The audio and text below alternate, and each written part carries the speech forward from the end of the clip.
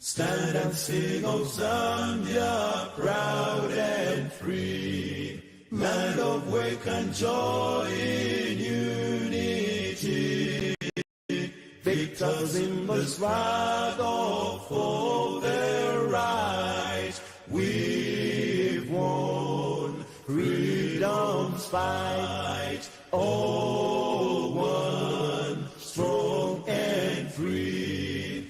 Africa is our own motherland, fashioned with and blessed by God's good hand. Let us call her people, join as one, brothers under the sun. Oh, one, strong and free. One land and one nation is our cry. Dignity and peace needs Zambia's sky. Like a noble eagle in its flight, Zambia, praise to thee. Oh, one, strong and free. Praise be to God. Praise be, bless our nation.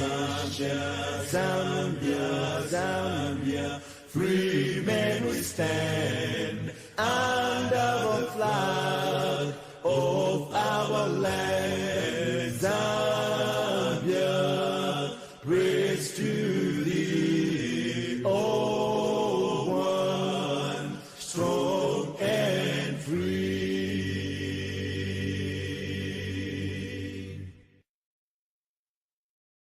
Shall we pray? We just want to thank you for this morning. Thank you for the time that you have given us. We want to commit this meeting to your hands. We pray that you give us wisdom and strength, and that you give us courage for all these national issues. In Jesus' name we pray. Thank you, Decentralisation.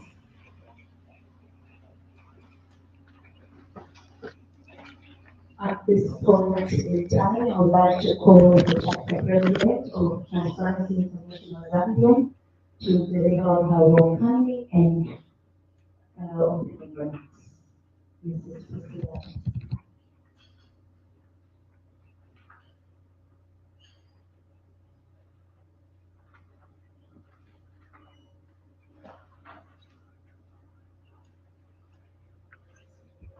Madam Guest of Honor, may I simply ride on the protocol already established? Good morning. It's nice to have a response from the general members that are here. Thank you so much. It is my great honor and privilege on behalf of Transparency International Zambia, and indeed on my own behalf, to welcome you all to this important occasion. The official launch of the pilot assessment report on the implementation of the 2023 National Decentralization Policy and the unveiling of the local land online portal. Today marks a significant milestone in our collective journey towards effective decentralization and improved service delivery in Zambia. This event is not merely about launching a report or a digital platform.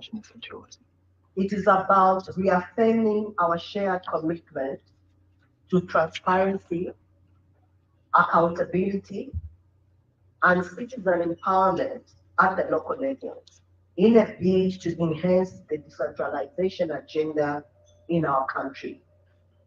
Allow me to begin by expressing our sincere gratitude to the Ministry of Local Government and Rural Development, the Decentralization Secretariat, and our partners at GIZ and EU for their unwavering support to this work throughout this project. I also wish to thank the local authorities in the 10 districts that participated in the study and the dedicated members of our transparency action groups who helped gather the data on the basis of which this report has been written. Ladies and gentlemen, the 2023 National Decentralization Policy is a bold and transformative framework in Zambia's governance structure. It seeks to bring governance closer to the people, enhance local development, and ensure that public resources are managed with integrity and accountability, and for the ultimate benefit of the ordinary citizens. As you will see from our presentation later, our pilot assessment conducted across 10 districts focused on three key themes. One, decentralized governance, where we saw the strongest performance with an average implementation rate of 66%. Two, fiscal decentralization, with an average implementation rate of 57%, highlighting both progress and persistent challenges in financial system and capacity. And thirdly, policy coordination, which recorded a 58% implementation rate, pointing to the need for stronger communication, monitoring, and institutional alignment. The overall average implementation rate across the 10 districts was 60%. While this shows commendable progress, it also underscores the need for continued investment in systems, skills, and citizen engagement in order to achieve the objective of the decentralization agenda at local level. As you read the report, you will see the recommendations we are making, which I now summarize in three broad areas. Number one, accelerating the deployment of digital financial management systems. Number two, strengthening partnerships for awareness and capacity building. And lastly, number three, enhancing coordination between national and district level actors. Later this morning, you will hear more about these findings from our research team, and you will also witness the live demonstration of the local lens portal, a powerful tool designed to make centralization data more accessible, transparent, and actionable for citizens and stakeholders alike.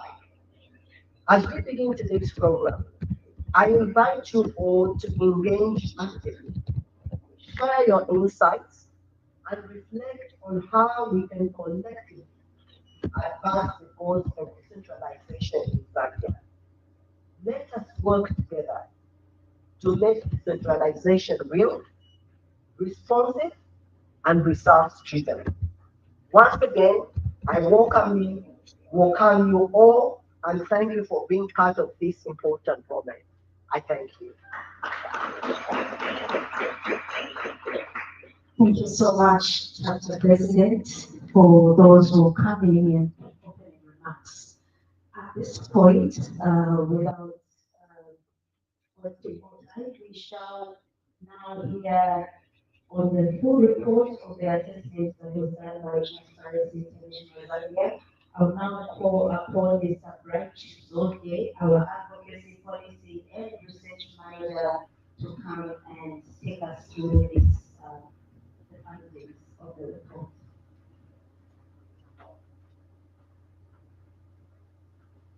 Thank you.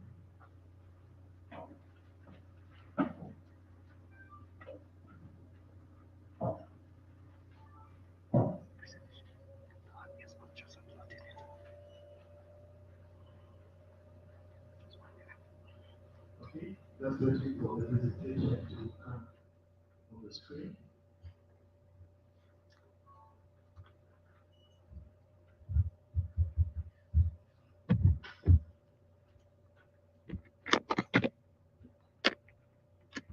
All right, thank you very much. Let me go straight to the outline of the presentation. So I'll briefly begin with the introduction and then the objectives of this study. Then I'll move on to the methodology, outline of implementation. Then the fourth one is the status of implementation, since we broke down into three different things. So decentralized governance, then fiscal decentralization, then policy coordination, and then we'll look at the overall performance, that is called the 10 districts we sampled, and then we'll make some conclusions and recommendations. So starting now with the introduction. We at Zambia signed the Africa Charter on Values and Principles of Decentralization, Local Governance and Local Development in 2015, and in 2016, decentralization was placed into the Constitution of Zambia. So the African Charter is informed by 9 core values. When we're looking at these core values, some of the values were very striking to us: community-based participation and inclusiveness, integrity, transparency, and accountability, and responsiveness. So that is why Transparency International Zambia is concerned or interested in what is happening in the implementation of decentralization in the country. So the 2023 National Decentralization Policy is guided by 7 principles, including good governance, equity, inclusiveness, and in promoting good governance, the policy seeks to promote the participation of citizens in decision-making and transparent and accountable application of public resources. So, as you may be aware, TNZ has the programs around protecting public resources, as well as promoting public participation at local level. Let me now stress to the objectives of this pilot assessment. I'd like to emphasize the word pilot assessment because this is not yet a full assessment. We are planning to do the full assessment, which will have all the districts in terms of the results. But for now, we sample 10 as a starting point, and then we will display these results using our portal, which will be demonstrated later on. So Transparency International Zambia conducted this pilot assessment, the status of implementation, the 2023 National Decentralization Policy Objectives, under decentralized governance, fiscal decentralization, and policy coordination. So just to mention from the start that there are many indicators in the implementation plan. So we just picked out specific things which resonate with our focus areas. So our objective is to strengthen citizens' demand for transparency and accountability in public resource management at global level. We also believe that since this is an evidence-based research output, the assessment will also contribute to effective implementation of the national decentralization policy, because we'll be drawing lessons from where the challenges are and some of the strengths we have observed. Let me briefly explain the methodology we used for this assessment. So in terms of methodology, conducting this assessment, TIZ used selected indicators under 4 objectives in the National Decentralization Implementation Plan to generate specific questions for inclusion through an online-based data collection tool. So we developed an online-based data collection tool, which had 2 sets of questions, quantitative questions, of course, with respect to the indicators that are in the implementation plan.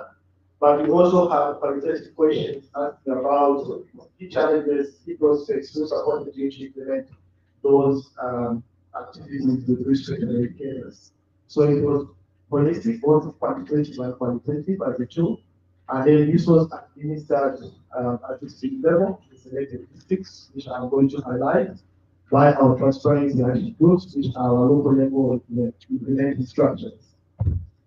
So the data was collected between April and July 2025, and in July, because we were still validating some of this information, even very recently.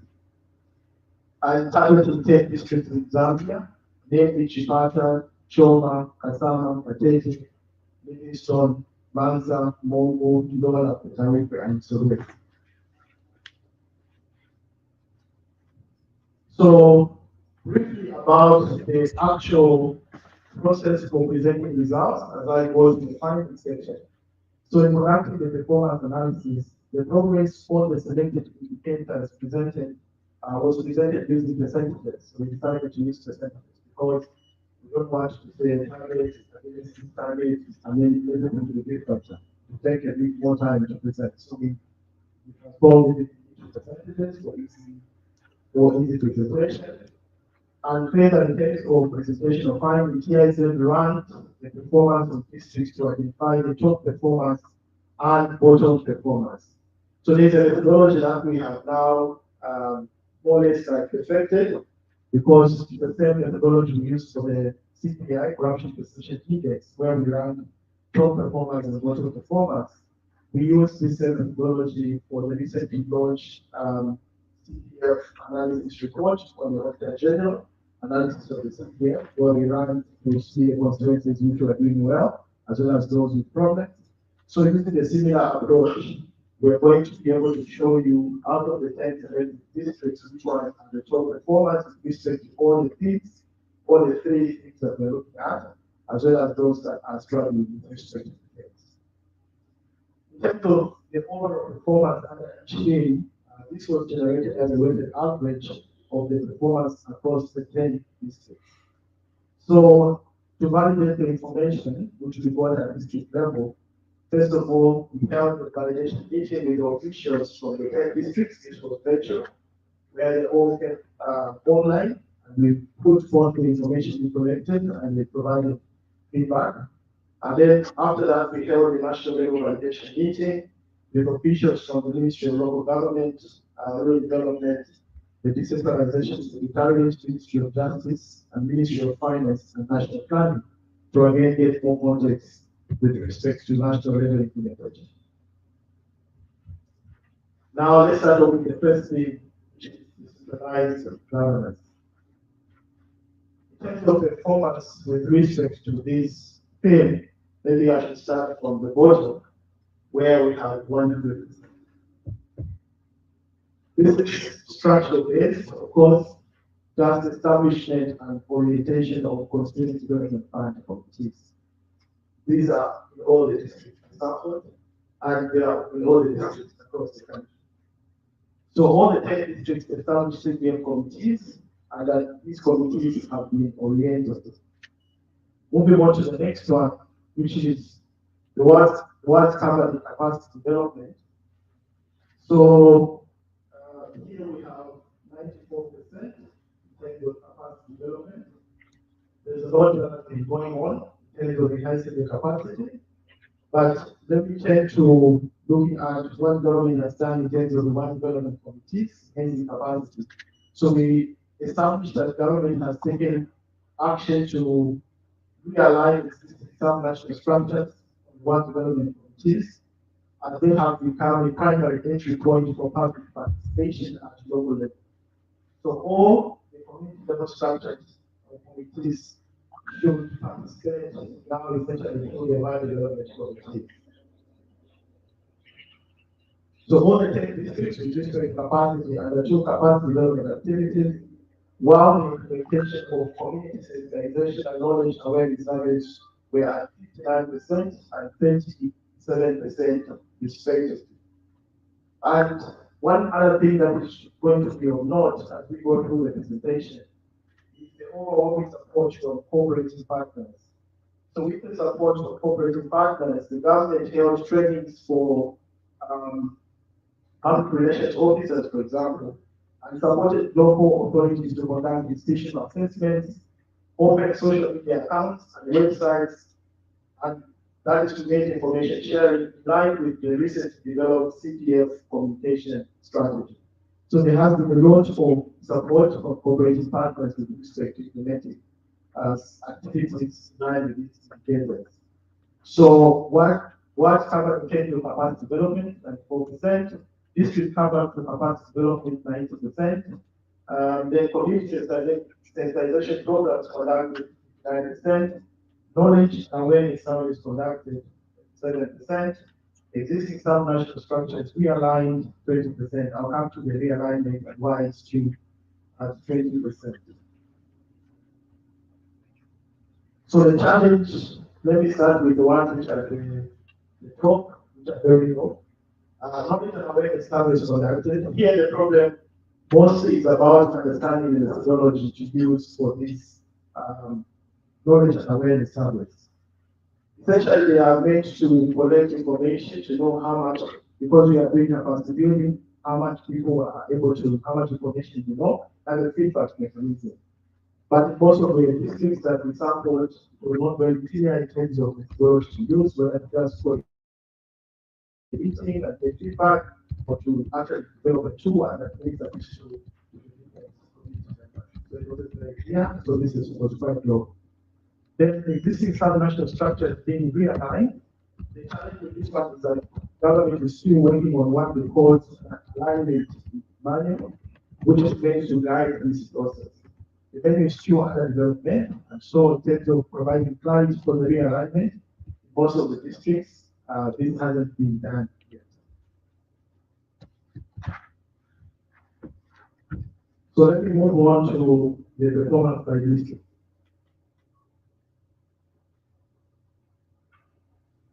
So in terms of the top performance, we have Livingstone at 77% in terms of decentralized governance.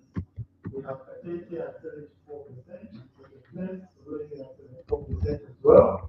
We have Dola at 70%, Naomi at 7%, and Chipata at 7%, and then we have Arthur 66%, Mongo 1%, Joa 8%, and then Kasama 7%.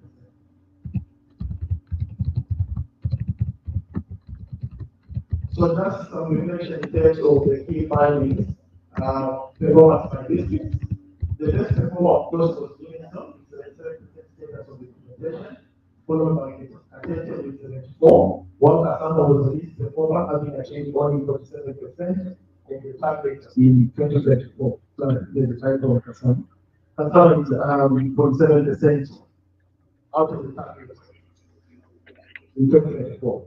So the 2024 average performance of the 10 selected districts with respect to the implementation of the other decentralized governance scheme was 66%. So that is the overall weighted average for this particular scheme. As all constituencies had established CPF committees, and the majority had conducted several sensitization campaigns, surveys, and other capacity development activities in their wards and constituencies within the district. The most favorite methods used for awareness raising were town hall meetings, radio programs, and road shows. Although there was no funding for radio programs in some districts, further capacity development activities were largely donor driven. I already mentioned this, that there was a lot of support coming from cooperative partners. Now I'll move on to the prospects and the challenges. So again, we are taking note of the exam as a prospect. Consider technical and financial support for cooperative partners such as PIZ, UNDP, and the World Bank towards enhancing the capacity of local authorities and other district level structures. Number two, hosting of capacity building meetings facilitated by key public entities such as Accountant General and the Zambia Public Procurement Authority. So these are some of the key entities, public entities that reach the capacity development level. Then challenges, give clarity on the process of realignment of the subnational structures, and the alignment mainly is still under development. Low attendance of one local committee meetings by officials from 9 ministries, such as telecommunication, due to community needs in some districts.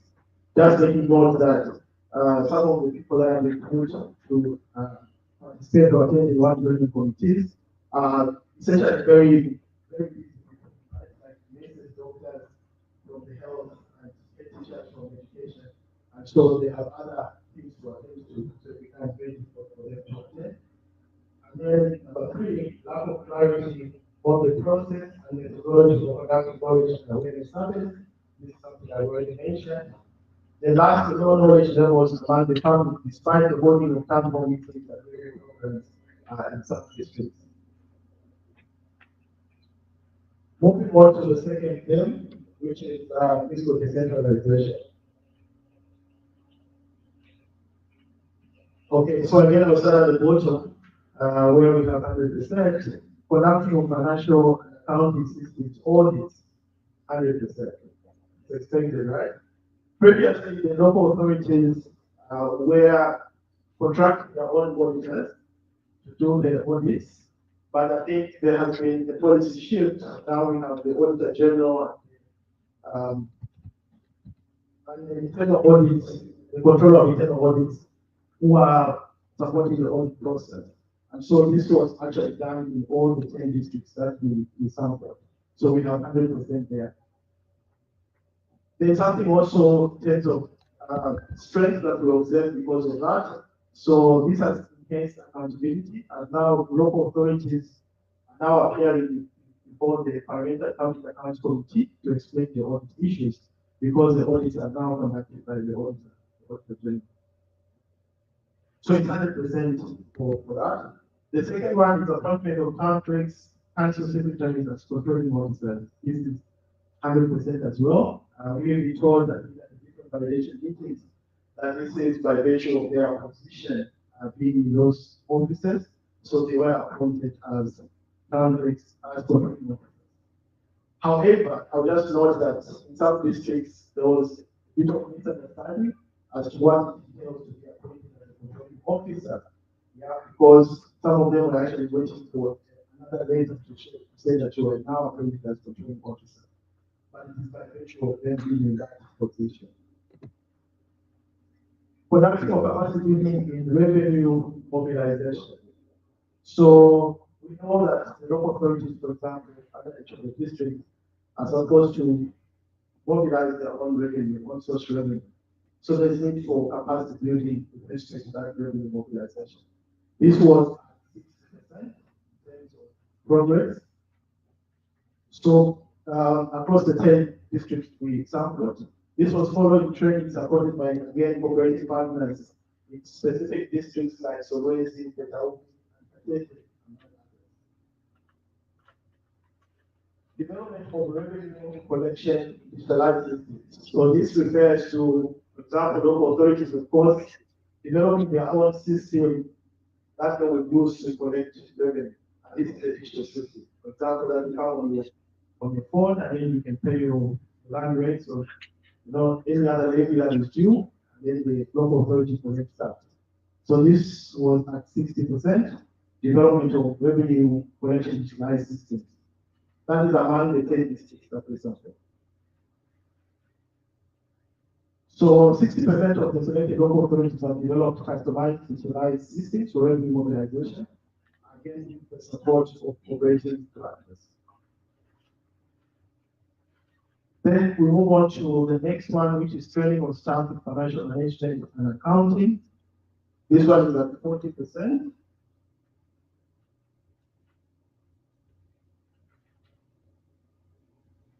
And then the next one is development of financial management information system. So I'll explain the two last ones, which are revenue, 20% and 16%. So development of financial management information system. So we are aware that, of course, among the sample districts, some of them are quite advanced with what they are financial management systems which are paid for, that you can subscribe for, and then some of them are actually using those systems, but others are not, they still cash basis. And then government is working on developing a customized financial management information system. So the customized system that will then be applied to the local authorities. So because of that process, which is ongoing, although they have already contracted consultants to do that, we standardize all the districts at 20% because that process is ongoing. And then lastly, training of accounting staff and pro accounting policies. So the government is planning to migrate from doing accounting on cash basis to a pro basis.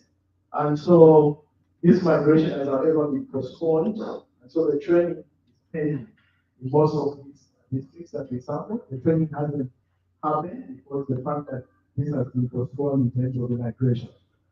However, we have a 16% in terms of progress, and this is on account of some trainings that were conducted by professional bodies that the accountants belong to. Some of the accountant staff say they have undergone these particular trainings through their professional bodies.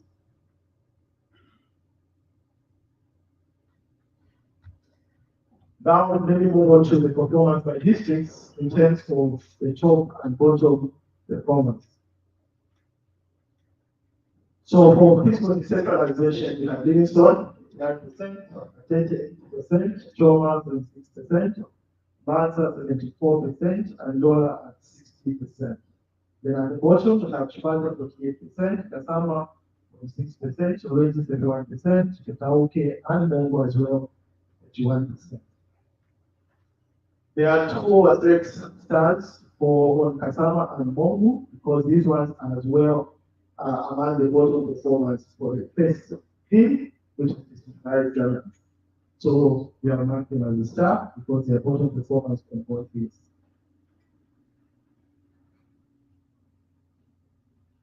So the best performer was Livingstone, 89% status of implementation, followed by Katete with 80%, and Choma and Malta followed 76%, and 4% respectively. The bottom performing districts were Chipata, Kasama, Sorwezi, Zimbabwe, and Mongu, with two of these districts also ranking among the bottom performance with respect to the decentralized governance team. The average performance of the 10 selected districts with respect to implementing objectives under fiscal decentralization was 57%, and that was lower than the performance of the decentralized governance. Prospects and challenges with respect to this thing as well.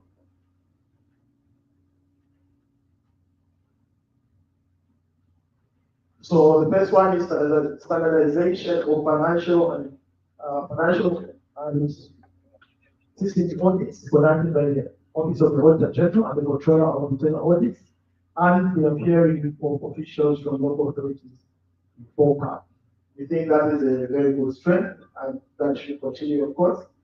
Then number two, ongoing development of the uniform financial management system for local authorities. So that's those are the two prospects. Challenges are numerous. One, limited clarity of the process of appointment of controlling officers, and some officials expected to receive appointment letters, even though their appointment is based on position. I think this can be clarified. Number two, continued use of manual financial systems in some local authorities, despite the availability of paid-for financial management systems. Number three, underutilization of the electronic procurement system due to limited information, capacity, and system downtime. Then the last one, postponement of the migration from cash basis to accrual basis, resulting in delayed training of accounting staff. Okay, because they out here. I was thinking to myself. All right. So the last thing is policy coordination. Policy coordination. At the bottom again, development of service charters, 100%. So all the local authorities under the district we surveyed have developed service charters, which we were told are now integrated service charters because they're looking at both services for the local authorities in terms of their home island as well as CPL. So we have service charters all the local authorities under the districts. Establishment of decentralization task forces. These are coordinating mechanisms as well as, so these are also in all the districts that we looked at. The development of IC information education and communication materials, which was at 58%. Capacity building of staff with special focus to policy coordination, this is at 58%. And then water and evaluation programs taken in those districts, that was 24%. So all the 10 districts established decentralization task forces, and that all the local authorities in the district developed integrated service charters. So that is the 100% at the bottom. The service charters were developed with support from partners such as GIZ and USZ. However, the development of IC materials was at 38% in terms of implementation, and some districts were lagging behind as compared to the best performers, which were Manza, Choma, and Katete. Just to mention that some of the indicators, as I noted in the methodology, were comparing the performance to the best performance because we don't have district level. Number four, capacity building of staff in policy coordination and undertaking of monitoring and evaluation programs was at 28% and 24% respectively. GIZ supported staff from the Decentralization Secretariat, Ministry of Finance, National Planning, Ministry of Local Government and Rural Development to attend learning exhibitions to selected countries and to increase the capacity building for policy coordination. Most of the local authorities have the capacity for conducting monitoring and evaluation, and lastly have since recruited monitoring and evaluation officers to address the issue of MRP capacity.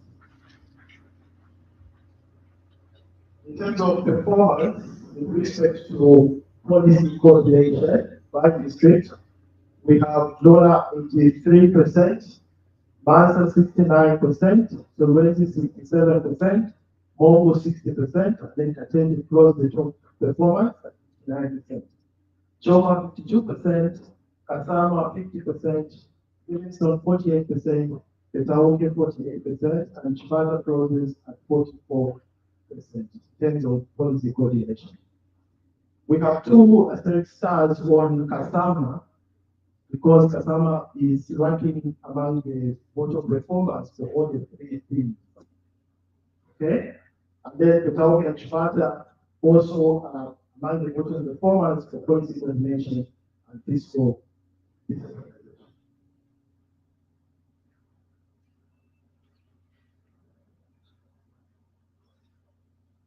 The average performance of the 10 selected districts with respect to implementing objectives under policy coordination team was 68%.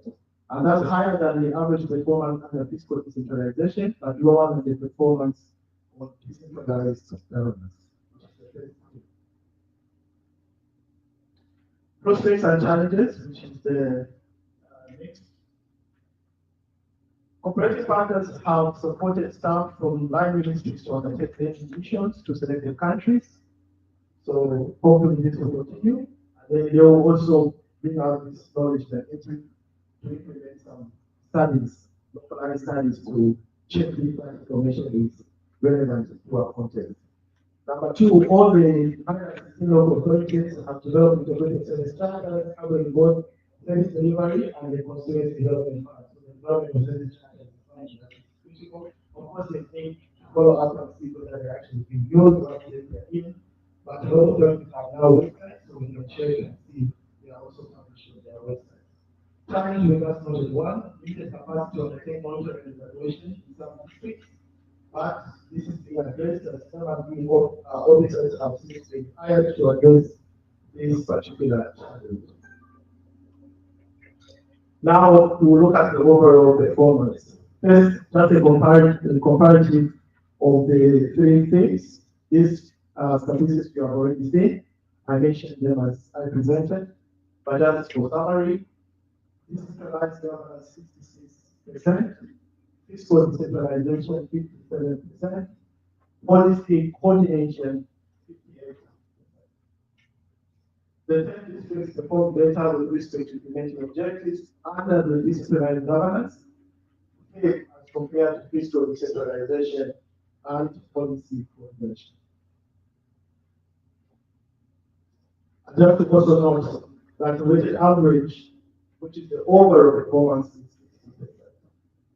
The overall performance is 60% for the 10 districts. Performance by district. I do tell you, the highest at the bottom. Okay, so this is not 73%, Atlantic is 2%, Manchester 70%, Angola, then we have Choma 63%, Slovenia 65%, Jakarta 53%, Congo 49%, Petauke 48%, and then Kasama 47%. So this is now overall across the three states in terms of performance for all the indicators we looked at for this particular district. So this one was the best overall performer with an implementation rate of 73%, followed by Katente at 72%, and Mansa at 70%.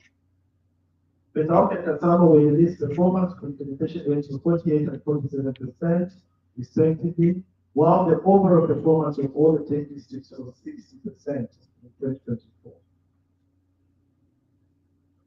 Now we'll move on to conclusions and recommendations. So I'll start with the key conclusions. So Transparency International Zambia assesses the performance of the 10 selected districts implementing Zambia's 2023 National Decentralization Policy with respect to decentralized governance, fiscal decentralization, and policy coordination teams. The average performance under the decentralized governance team was 66% as compared to 57% on fiscal decentralization, 58% in policy coordination, leading to an overall performance of 60%. Livingstone was the best overall performer with an implementation rate of 73%, followed by Nigeria at 72%, while Mutauki and Kasama were the least performers with the implementation rate of 48% and 47% respectively. Other notes that it was notable the government has taken action to realign existing sub-national structures to the World Development Committee as they have become the primary entry point for public administration local level policy implementation. This assessment reveals that the implementation of the 2023 National Decentralization Policy has received considerable support from cooperative partners.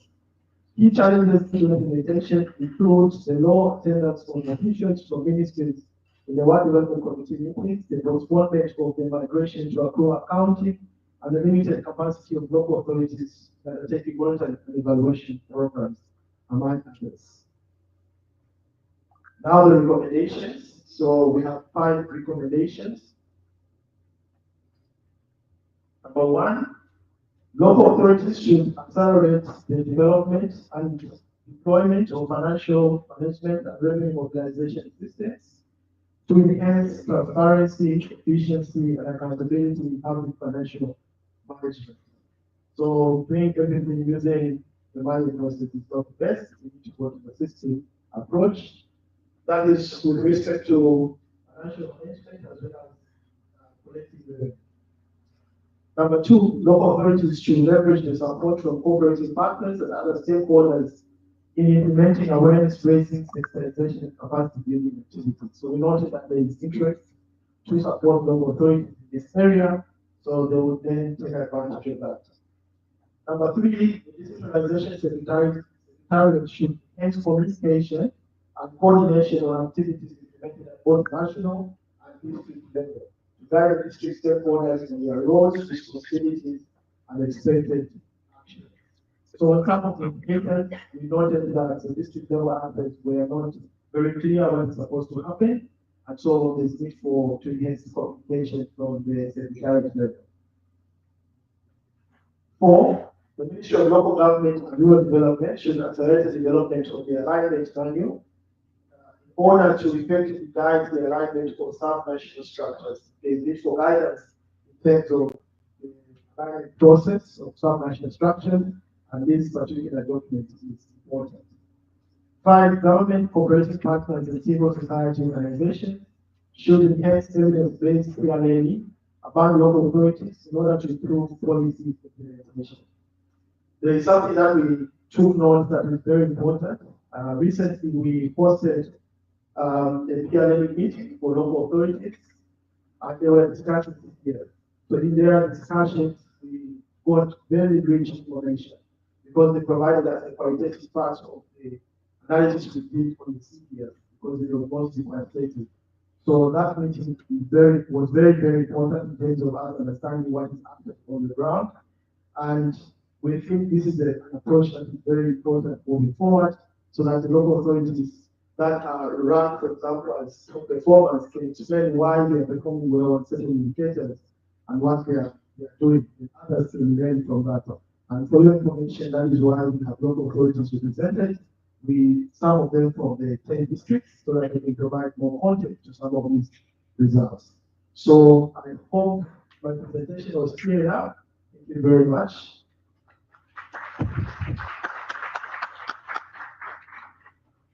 Thank you so much, Mr. Chizonwe, for that well-laid out presentation. I'm certain that stakeholders do have a few questions. I believe we are going to have a panel discussion which will elaborate further on some of the findings that have been represented. So at this point in time, I will just allow a few questions from the audience. Yes, because any burning questions at this point? Do you have any by show of hands? Any questions?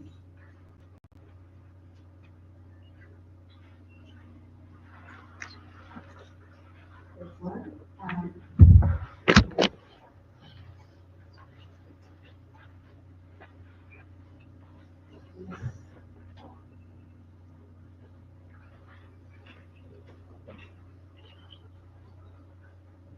Thank you so much. Thank you, Mr. Bright, General, for that elaborate presentation. My name is Jerry Zulu, I'm from UNICEF.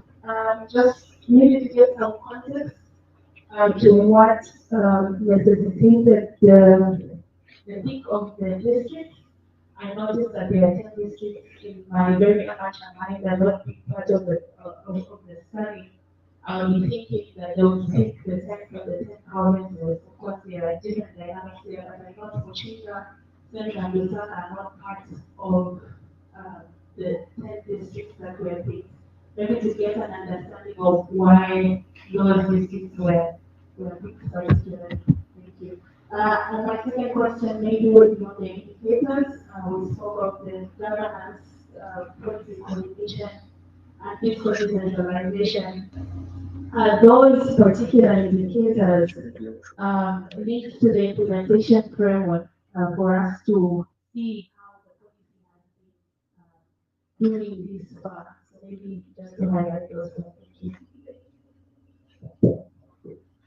Okay, thank you. So let me just answer that question.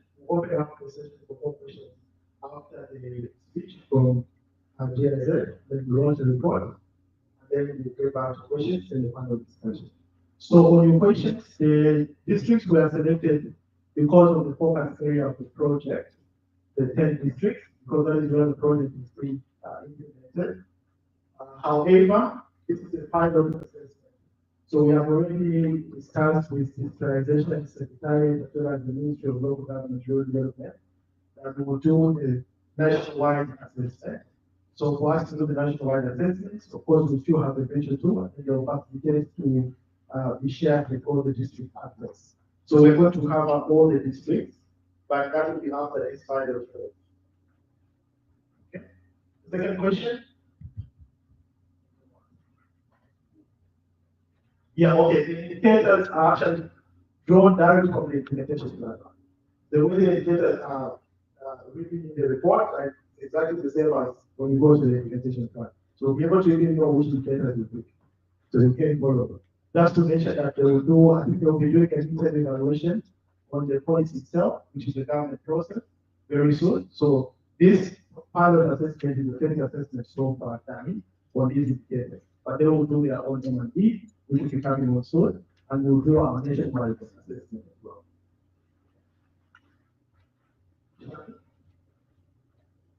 So much, Mr. Chizozi. So now I'll just call upon the head of programs in NAC's program from GIZ to just deliver her speech and launch for us the report that we are launching to this program.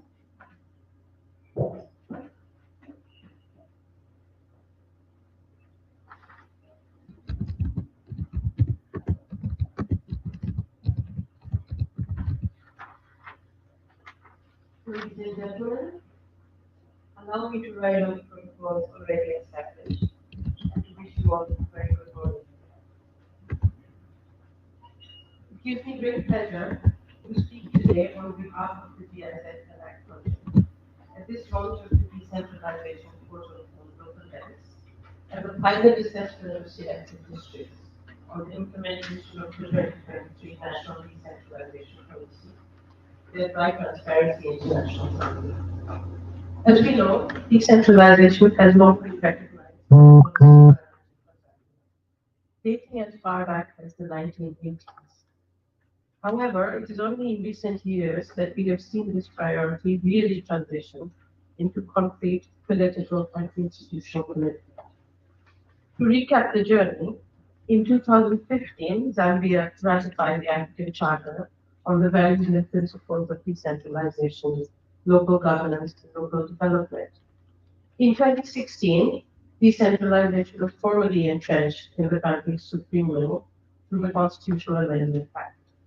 And in 2023, the government of Zambia adopted a comprehensive national decentralization policy outlining a renewed roadmap for devolving power and responsibilities to the local level with clear objectives, timelines, and performance limitations. These commitments are not merely rhetorical. They have been backed by action. I am told since 2022, we have witnessed an almost 15-fold increase in the constituency development fund. This is not a minor event. It is a transformative shift. It provides unprecedented opportunities for ward development committees, local councils, and communities at large to identify their own priorities, to plan responses to development needs, and directly participate in shaping local development outcomes. This is the essence of decentralization, bringing government closer to the people. When governance becomes more local, it becomes more accessible. And when it is accessible, it becomes more accountable. It also allows citizens to participate by sharing their perspectives, monitor implementation, and engage directly with duty bearers.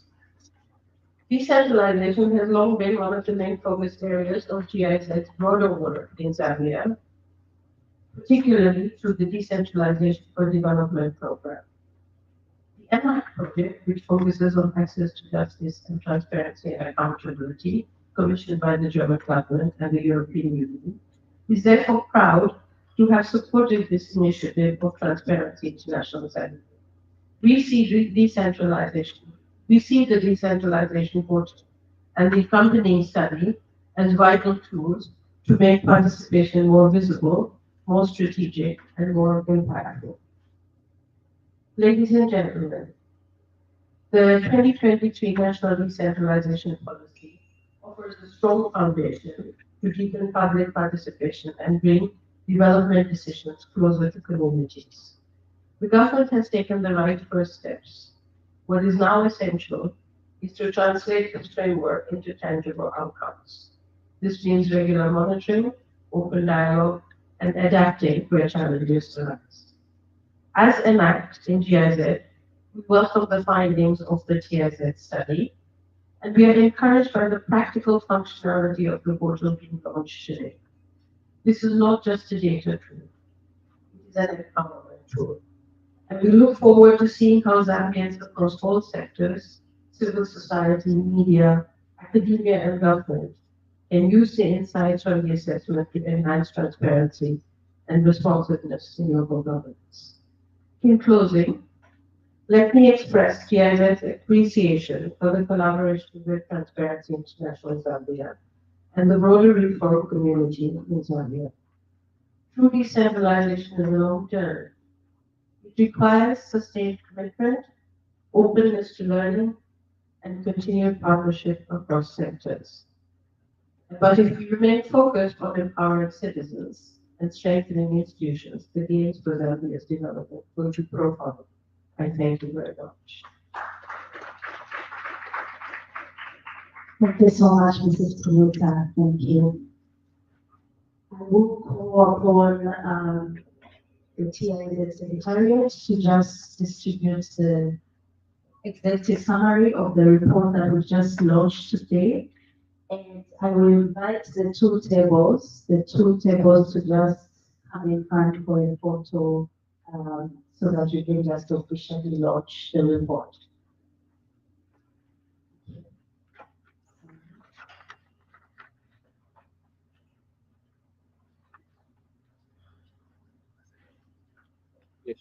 Is that table and this table?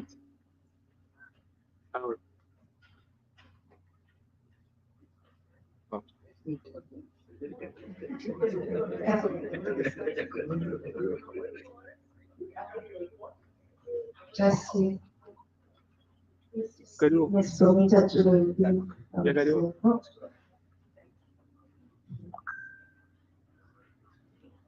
We can also have a representative from UNICEF to come through.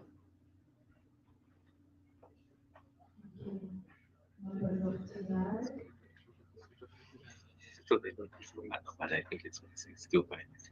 You need to drive Cameras amazing and flashes. world. The person is taking a makeup. Everyone please assist today. Mr. Chizote, you can also join the team. Yeah.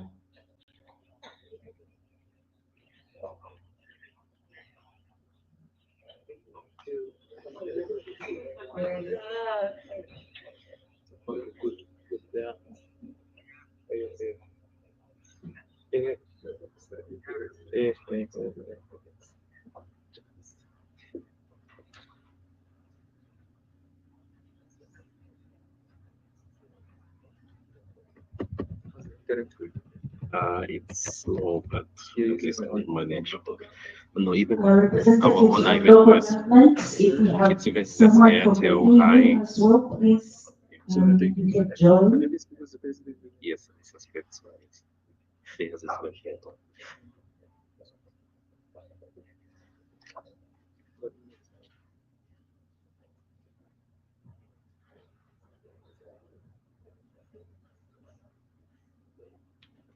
Just hold on, do we have everyone here tonight?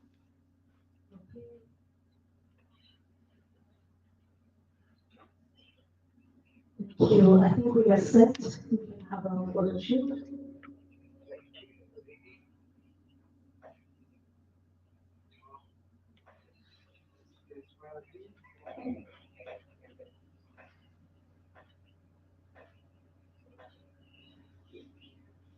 Thank you so much. Thank you.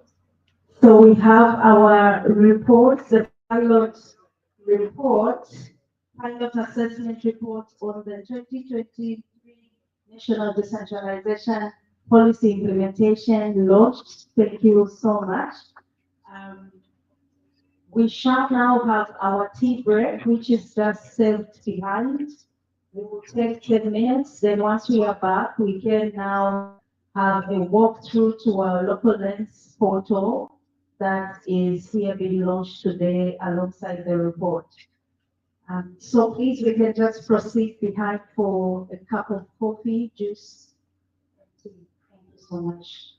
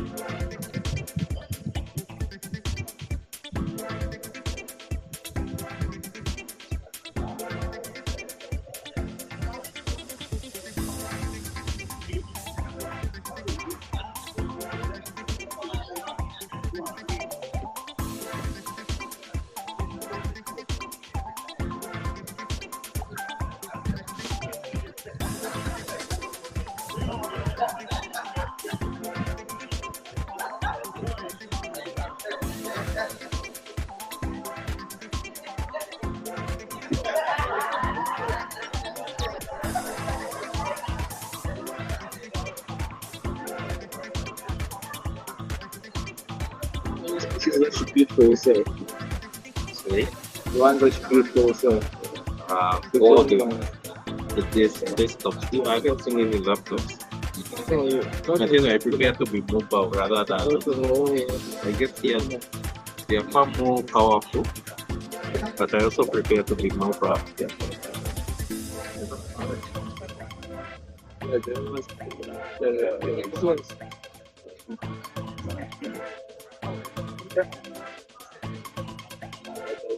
See, I should tell you that book one. Yes,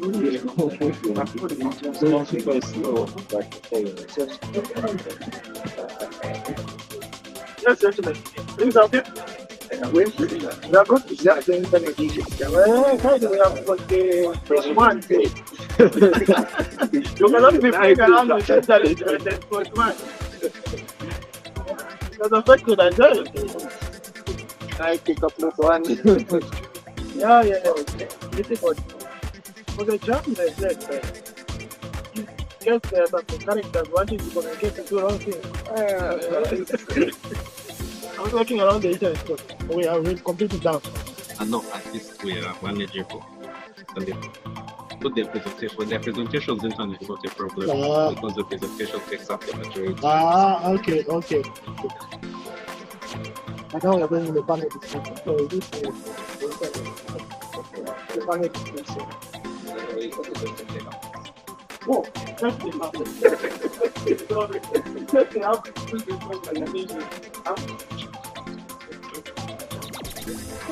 The city is after.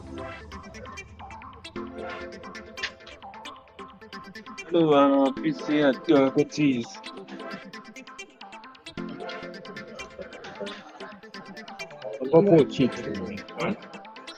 President wano ngamina bochita kuno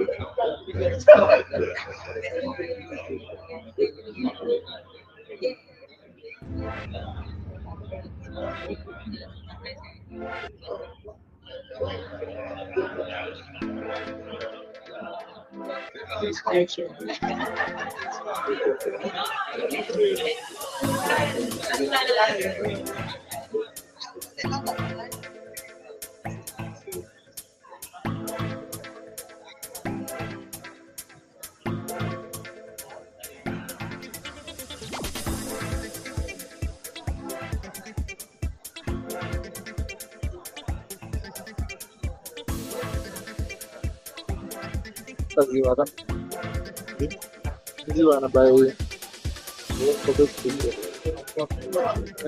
No, I think it was going.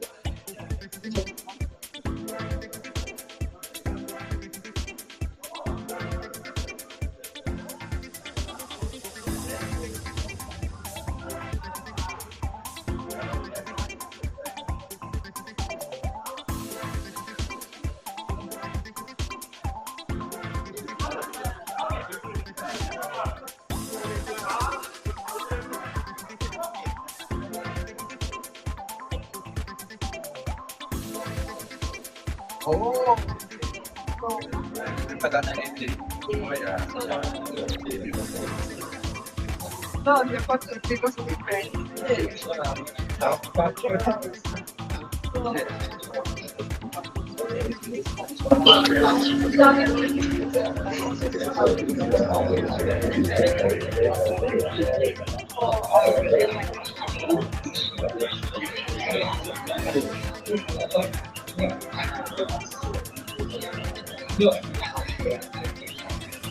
Por sua casa. Zama. Não tem que não vir mais uma boa. Eu não vou ganhar na quarta. Sim, eu. Deixa eu fazer uma coisa.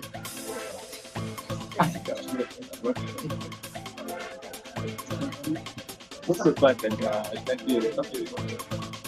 Tá? Então, prepara já vai. Tá, cara.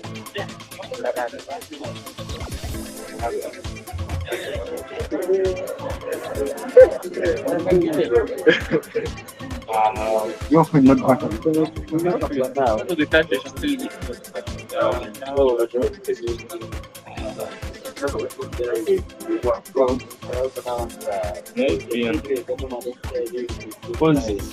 those 1.1 bomb fuck up down.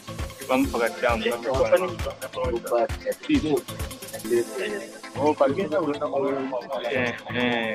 suspect it maybe in the Machania or something.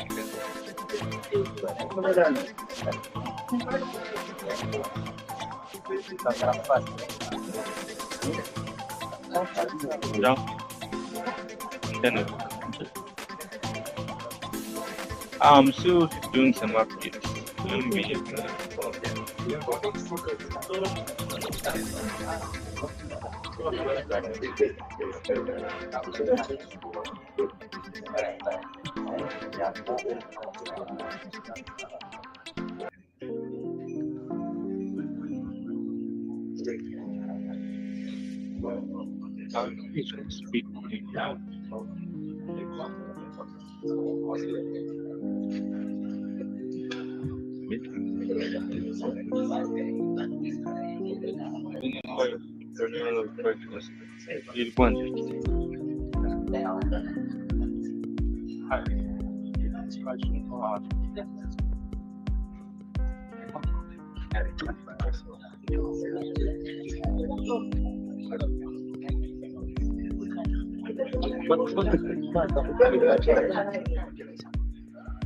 You know one.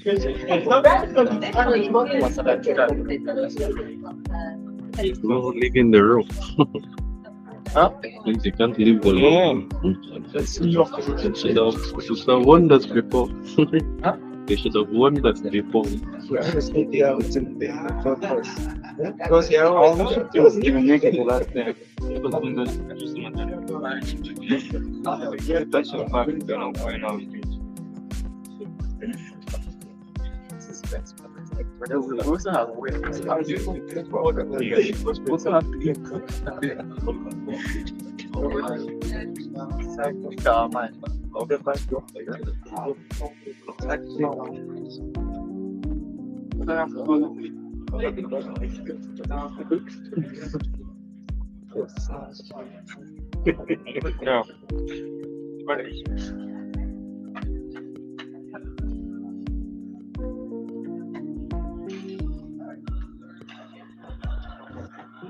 No, did I?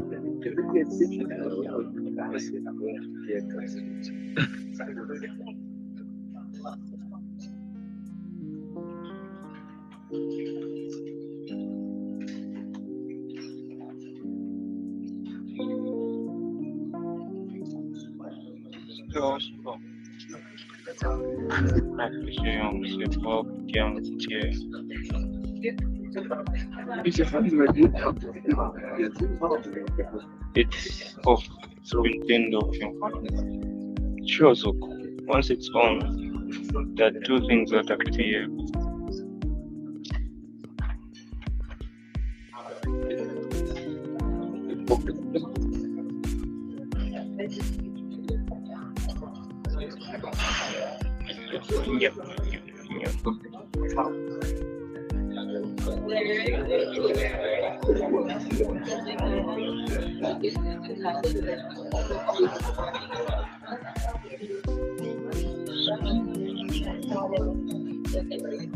It just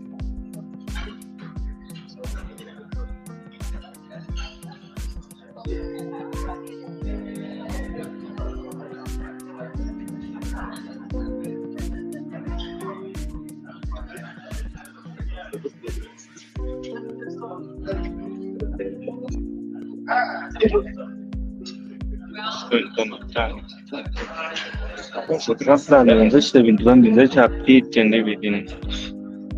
When I'm on this thing, I expect.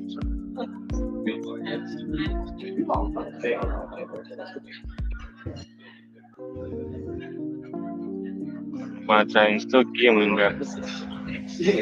Very happy.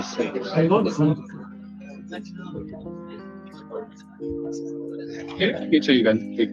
It's about that. I said this on a chicken my son.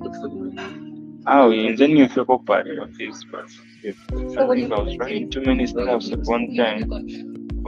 So the book was not this. I paper no. Nothing alike. That was meant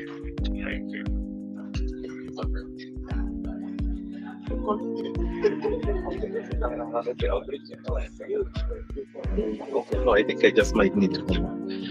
I'm able to share from this computer, then I'll take the mouse, then I'll have to be maneuvering to watch it. Okay. Okay. Anything that gets fine, I'll do it myself. Okay. You can just scroll, look at what you are. Yeah.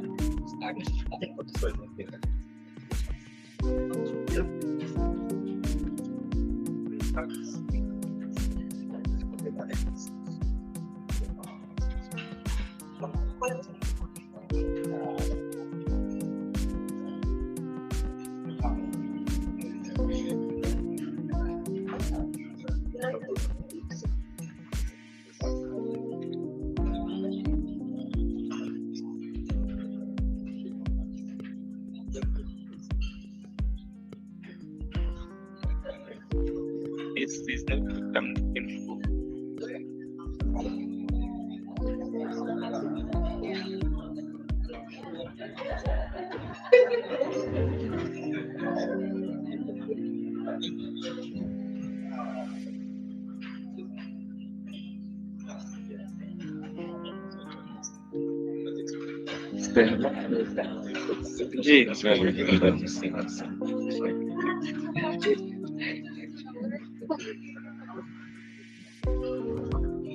They're not plugging anything. You'll be presenting from here. Yes, I'll be presenting from here. Okay. I guess I'll be moving back and forth. They have to sympathize as I move. Yeah. Starting this, people need to log in. Yeah. Maybe you can just walk around it and ask people to take notes. So you are right here. Generate certain substance already visit the site. Then I'll change it. So then I change the one site after that. Yes, you can still edit the page screen. I'm not going to the one on the website. Yes. You give me advice when.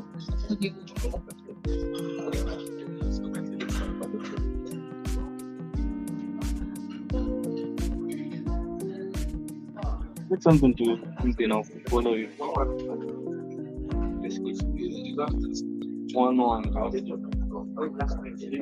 Go someplace. One English.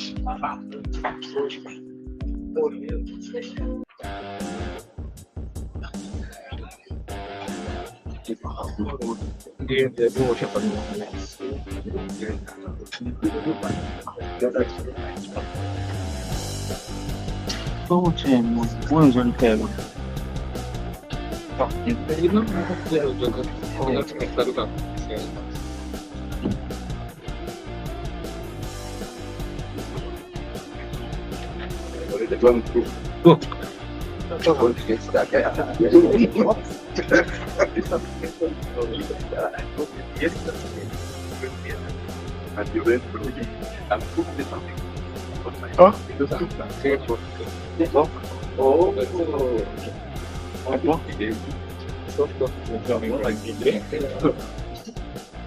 It's up to get used to it. Someone come and take someone put away. So that we can't for example, it's only one year. No need to ask them for the door. It's just even started back. It's like, okay. That's when you just do that. Put away.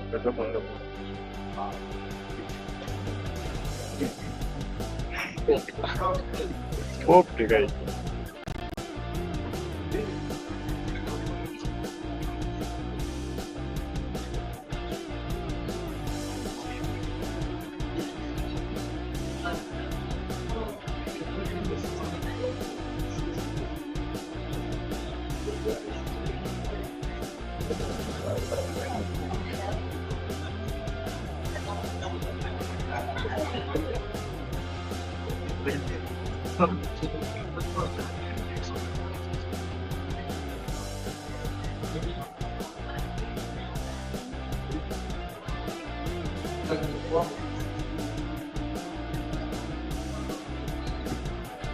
So the coding. Yes. Then things the other way. So it was the main reason why I got this laptop. Did computer science or Yes, yeah, it's not that's computer science? yes. What? Good. Well, that's the course that I plan to do. Probably by next year after Queen's. Oh, okay. Thank you, boss. I've gotten the phone. Okay, boss.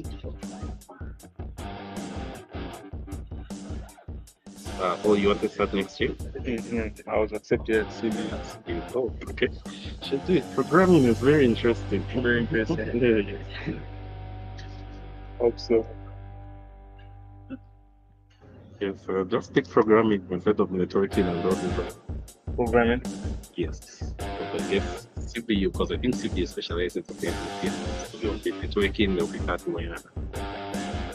Yes, yeah. But I was also feel the hardware is it was so good. So there's need of machine learning and everything. In like that to be programming. What's the machine learning? Yes.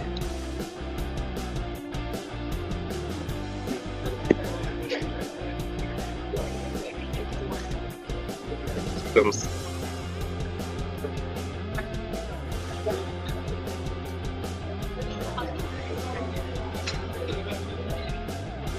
Which company do you work for, or is it your That's it. Transparency International. Transparency? Yes. IT? Yes. This is the We need to get back to our tables so that we can resume.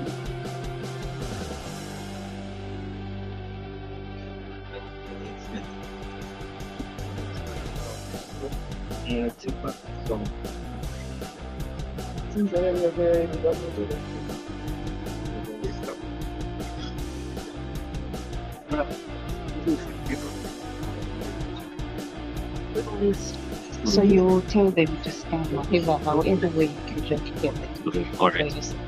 Okay. Just one. Actually, just one minute.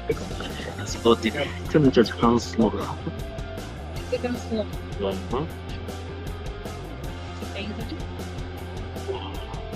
Wondering.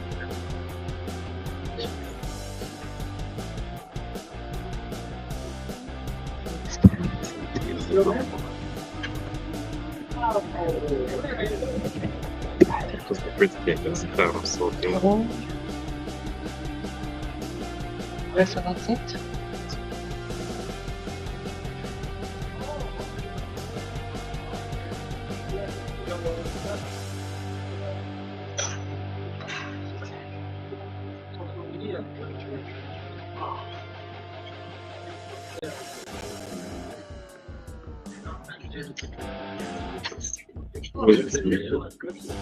It's this one. I want this one to be.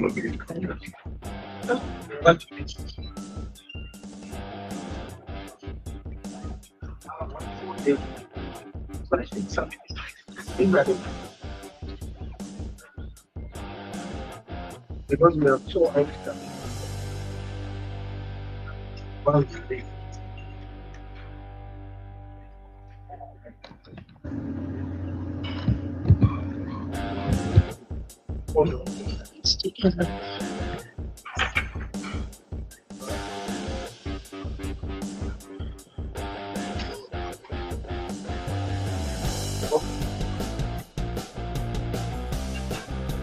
Internet, are you connected?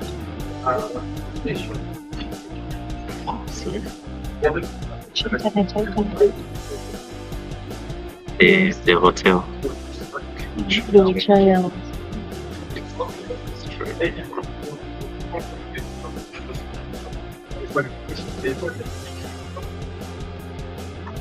On your phone, it's low. So now we would log in, please. Okay, then try switching to them.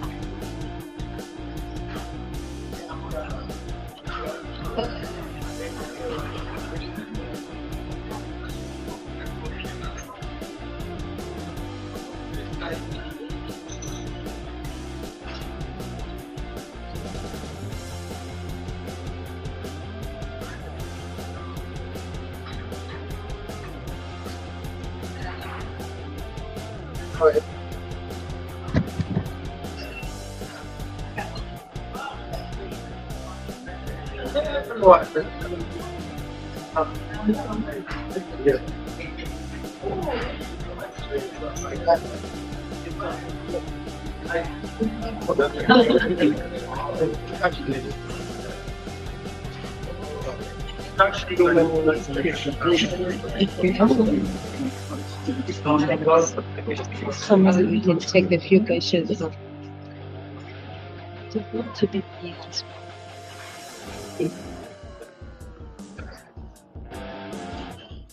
Okay, so we have IT just setting up a presentation for their demo on the local.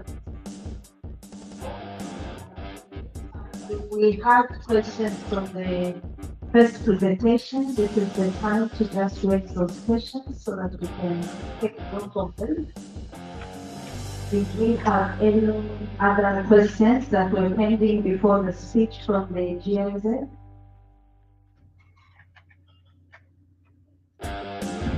We also have a QR code screen on the screen. Please scan it so that you can be able to access the portal that we are used to have the presentation.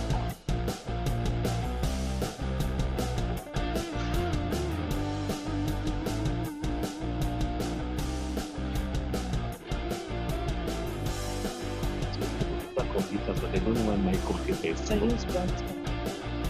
I was just worried about the online audience. I don't know how I'm going to have to position it for the case. But we're able to add that onto the thing, right? So it's not allowing it to be added to the It's to share. fine. Yes, Online is the online is fine. just click the button. Mm.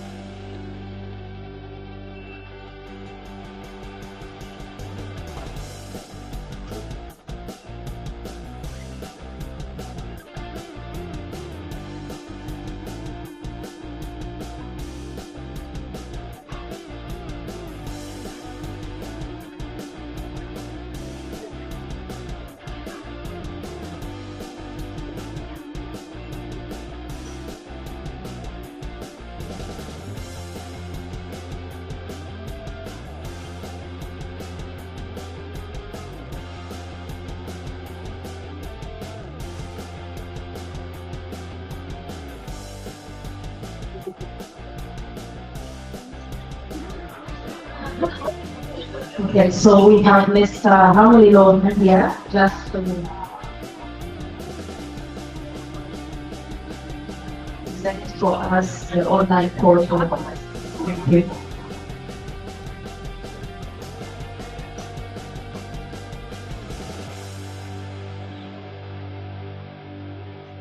Stand here from the project.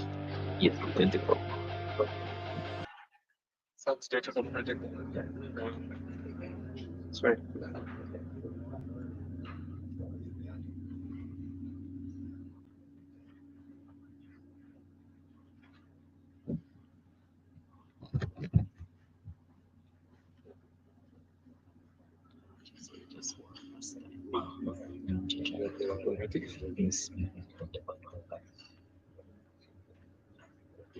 Tell me if this page loads up.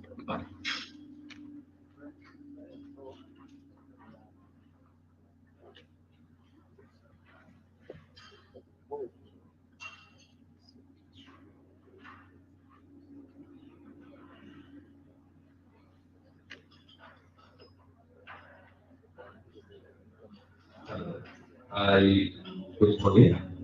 Sorry for this late morning. It's just trying to make sure our vulnerability is and also what everybody gets. Um, Good morning once again. My name is Amonilo Moses Zambia. The IT Officer at Transparency International. So I was working closely with the research team and the decentralization monitoring team. We're going on the country collecting the results. Yes, so a lot of creating this activity. It's part of our wider efforts to digitalize more of our research information. It's got quite a number of studies that have been done. If you saw the end of the last presentation, they are all available on our results library, so you can visit it anytime.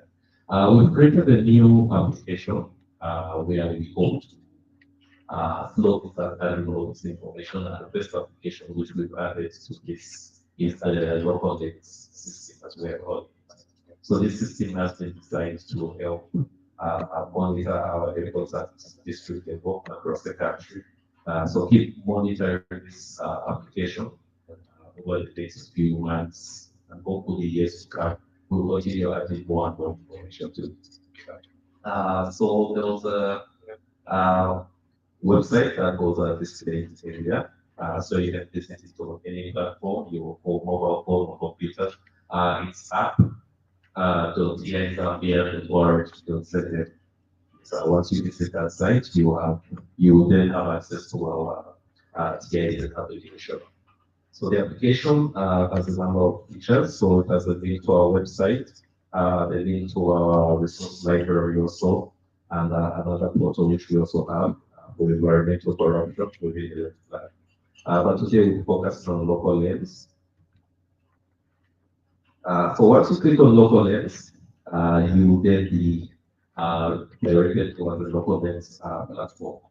As Greg mentioned in his earlier presentation, this is just a pilot study, so we only obtained this so far, but we hope to keep adding more as we go. So the first feature you're going to notice is the drop-down menu. There's a drop-down menu at the top of the page where you can select the district that you want to see results and information about. For example, we enter Livingston. It's a dynamic system, so changes based on what you are entering, and we're also going to be updating it in the backend so that different features. If you want to, like I've selected Livingston right now, if you want to get an overview of what Livingston is, I'll just enter the information, the geography, the history, the culture, the economy, also different information like what type of district it is, who the current leader is, the size, population, and also the link to the council website. To focus on what we are here today for decentralization, the next section looks at decentralization and it looks at the three focus areas that we're taking us through. Starts with a short explanation of what each area is. So there's that decentralized governance. You can then look at the results, which are recorded under those indicators. Yes, so you can see there are the 6 indicators under decentralized governance there, and the results for all 2023 and 2024.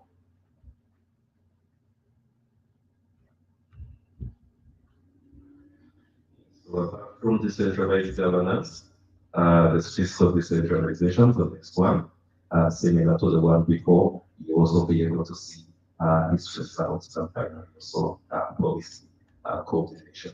Yes. So if anyone wants to see results on their district, this is a great platform that they can use. Yes, you can actually in the district which you want. It was one of the performing ones. Yes, and then the results will update with the results for updated as well. Yes. So this is also just a pilot, similar to the way the report is a pilot report. This is also just a pilot system. We started with this 10 districts.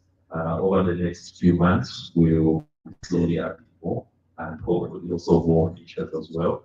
apart from just decentralization, local layers will be looking at other governance aspects such as CTA.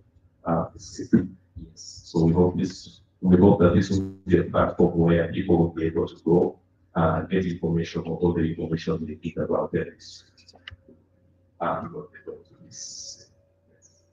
So that's just a brief overview for our new application that we're calling Global Links. Yes, just trying out the right now centralization information, but we'll be slowly adding to it. So keep visiting this site. Uh, yes, there is far more to come. We hope you enjoy its features.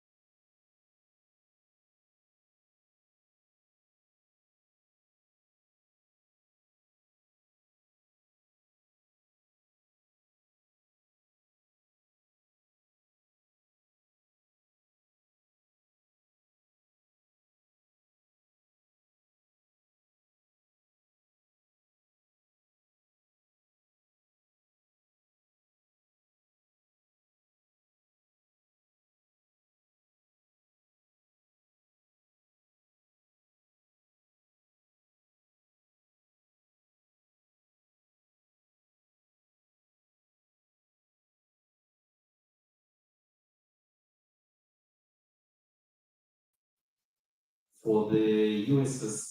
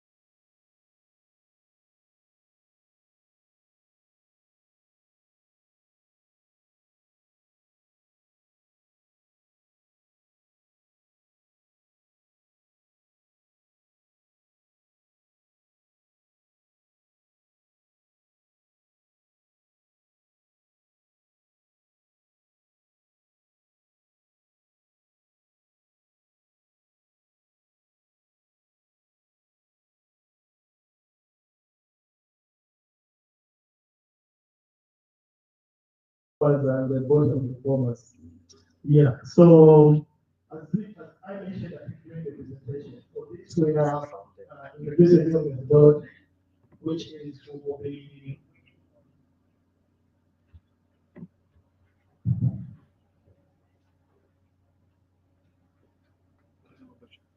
okay, so we will be hosting here workshops for the local authorities, and then we will then compile the workshop report.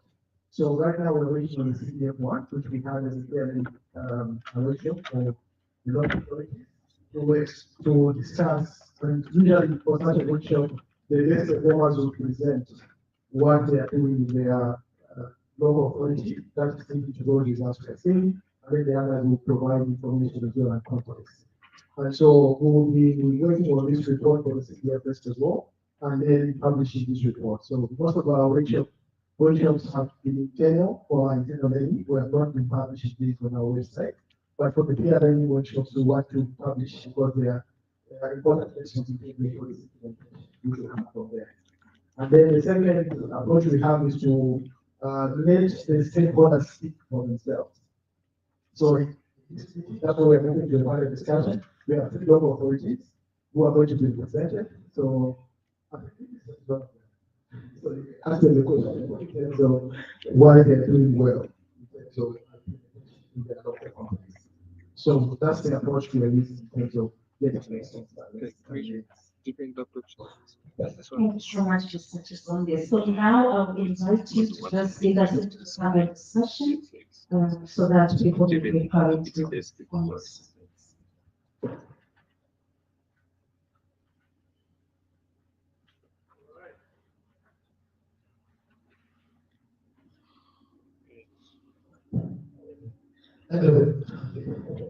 All right, so we are going to our panel discussion session. Before we go to the panel discussion, let me just interest you on some of the things we are planning to add to the local events in terms of this information, how we donate some of this. So the first one is the CPM assessment. So we built assessment based on the Auditor General's report on the CDF. So we were able to rank all the local authorities and the districts in terms of performance in spending CDF funds. So that information we have on this portal is already available. So we just upload that information. So that is CDF. The second one is social cash transfer. We are doing assessments for corruption, vulnerabilities, and risks in terms of implementing the social cash transfer. So again, that information we hope to include it on the portal later on. The last one is, which is a bit controversial, but I think we also need information on the performance of members of parliament in parliament. So we are working on information in terms of how many times the MPs are speaking in parliament and what they're speaking about. So that information will possibly be uploaded before the next election so that people can make informed decisions about how they are represented. Okay, so looking forward, I have a picture so that you can change what we are doing. So let me now move on to the panel discussion.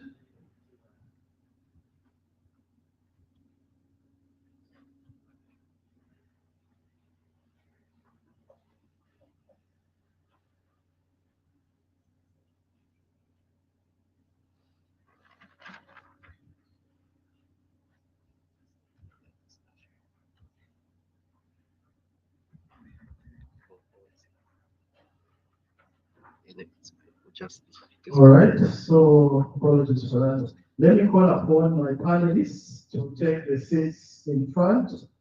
So representing from the Bansa Municipal Council, representing from the Bansa Municipal Council, who is the town clerk. Let's clap for them, please.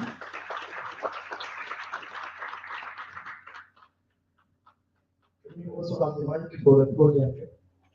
Okay, go there now. Okay, the second one, representing from the Dollar City Council. Dollar City Council, let's clap for her, please.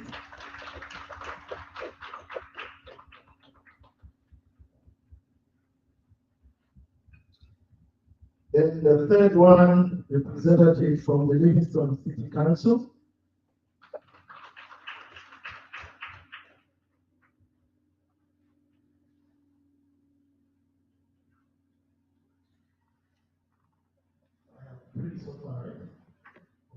Four, representative from the Ministry of Finance. Ministry of Finance. And then representative from the Decentralization Secretariat. That's one. Let's start again.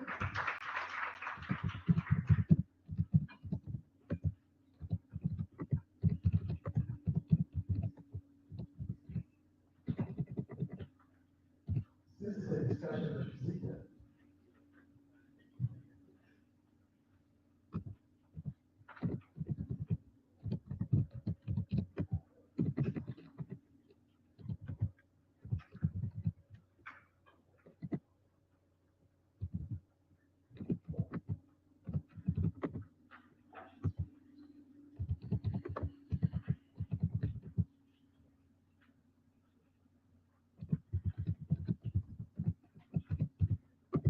All right, so I'll start with the Zambia, which you already know.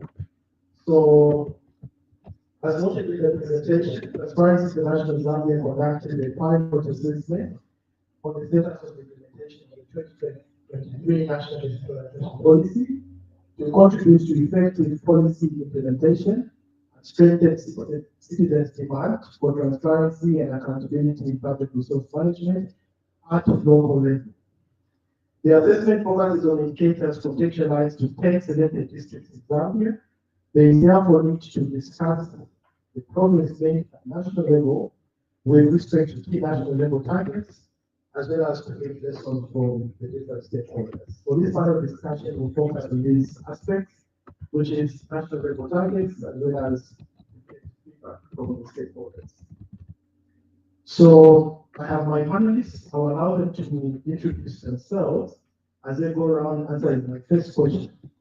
The first question is, what do you reflection on the progress made in implementing the 2023 National Decentralization Policy in Zambia? So start with your introduction, and then you give your reflection. Well, we're starting from at the end. All right. Thank you so much. My name is Josephine Martha. My reflection on decentralization is that from 2023, we have made a lot of efforts. We have seen acceleration in the way decentralization is being implemented. Decentralization is about taking responsibility and also the virtual resources empower the lower levels. And from 2023, we have seen responsibility moving to the lower levels. Giving an example where I'm coming from, we are seeing now people, the local communities participating in decision-making process. They are deciding on what projects, what activities they would want to see in their community. And through this process, we are seeing resources going to be equitably distributed. I can say we are seeing far areas, far from the center, receiving development activities because the needs are now being generated from the local community, from the local level. When it comes to district level, we have seen responsibilities also coming to the local authorities, including resources. We are now budgeting as the coordinated for all the 12 functions that come to the local authorities. We are sitting, budgeting as a team. In fact, where we are now, there's nothing like this is involved, this is council. We are all now council for local government and district level. That is what decentralization has done. And because of that, we have seen accelerated levels of development and activities in the local community. Where we were having food built without toilets, without running water, we are seeing the infrastructure that is coming up now. A school which is far away 100 kilometers from Malta Center will have infrastructure with running water and modern ablution blocks. All this has come because of the decentralization that we're implementing now. And the decision making, which has now gone to the lower levels, people now are able to identify their needs and work towards having those needs addressed and their problems looked at. That is what decentralization has done.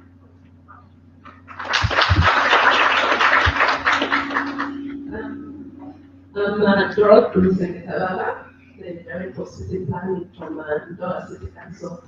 So my reflection on decentralization, and as we saw also from the figures, there's the figures online. From my own perspective on decentralized governance, we are doing far much better as a local authority.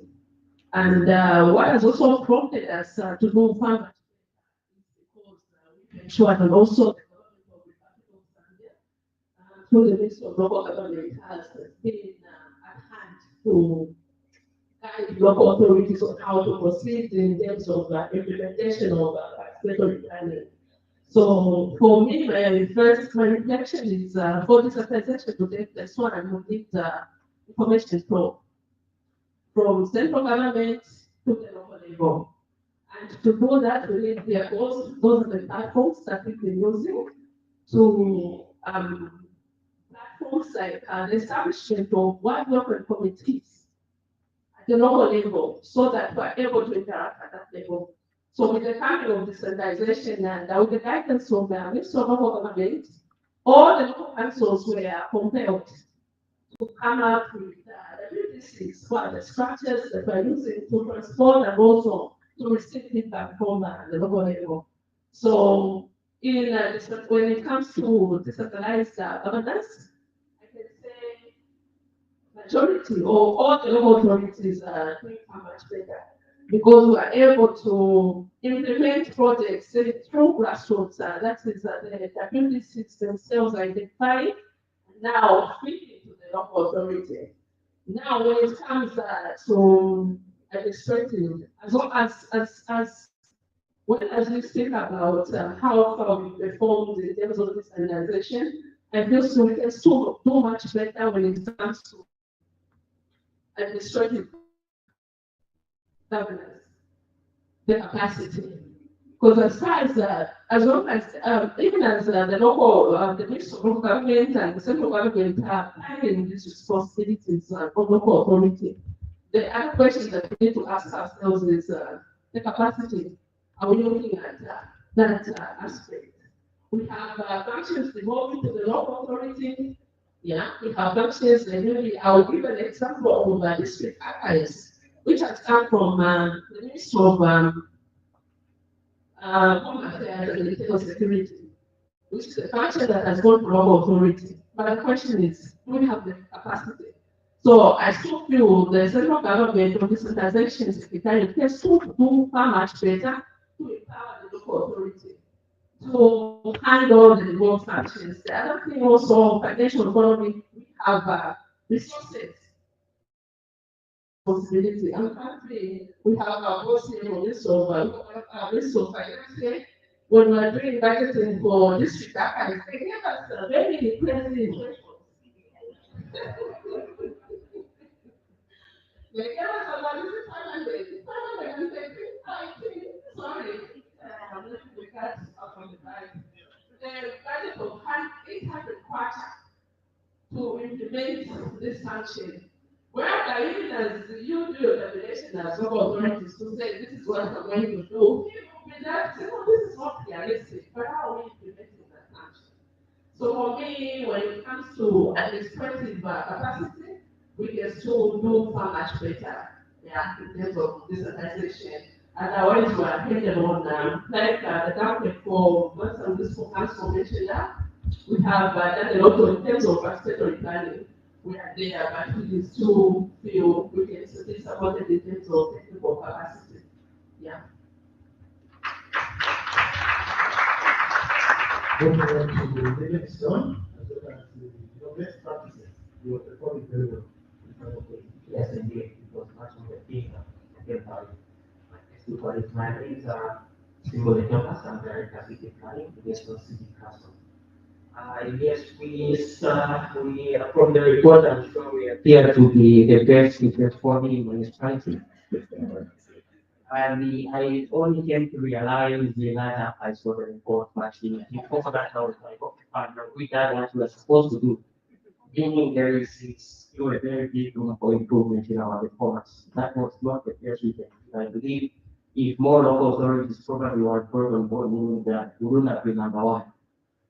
Yes, indeed. For us, it has been a lot of effort in terms of community investment. We worked with community engagement from the time we started the developing the integrated development plan. So we kept that momentum with them. And this means we've been working with the WGC, the CWAS, as well as the satellite committees. And besides that, after generation of the integrated development plan, we also had very ambitious, I would put it that ambitious projects, which were supported by the Munich municipality of Germany, as well as we had also the Swedish program, which was looking at the youth inclusion in decision making, which actually has been putting us on the platform to come up with the junior council, the first ever junior council at the local authority. So for us to succeed on these two projects, it simply meant that we are supposed to continuously engage the community, meaning that the WBCs, we had to engage the CWACs as well as the satellite committees. So from IDP and all these projects, it's like we had that through us. And I strongly believe that our best results will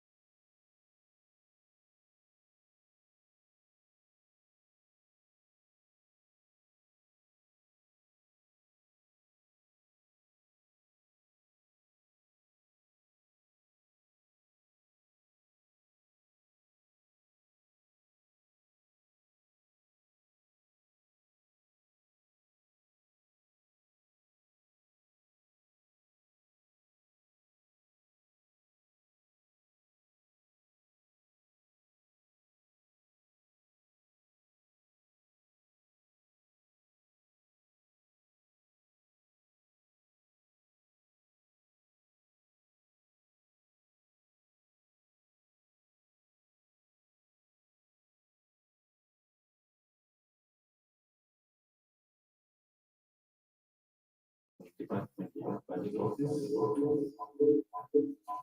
So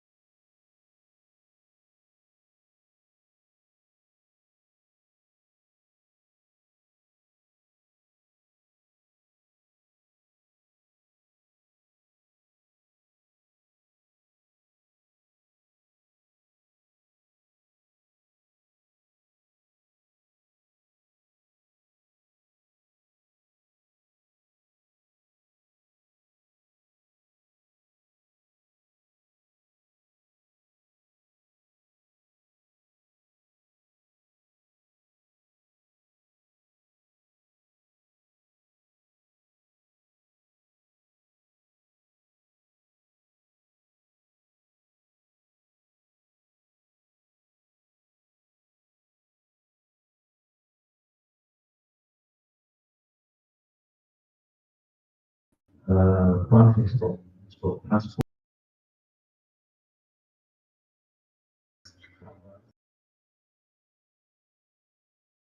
Ministry of Home Affairs, which is to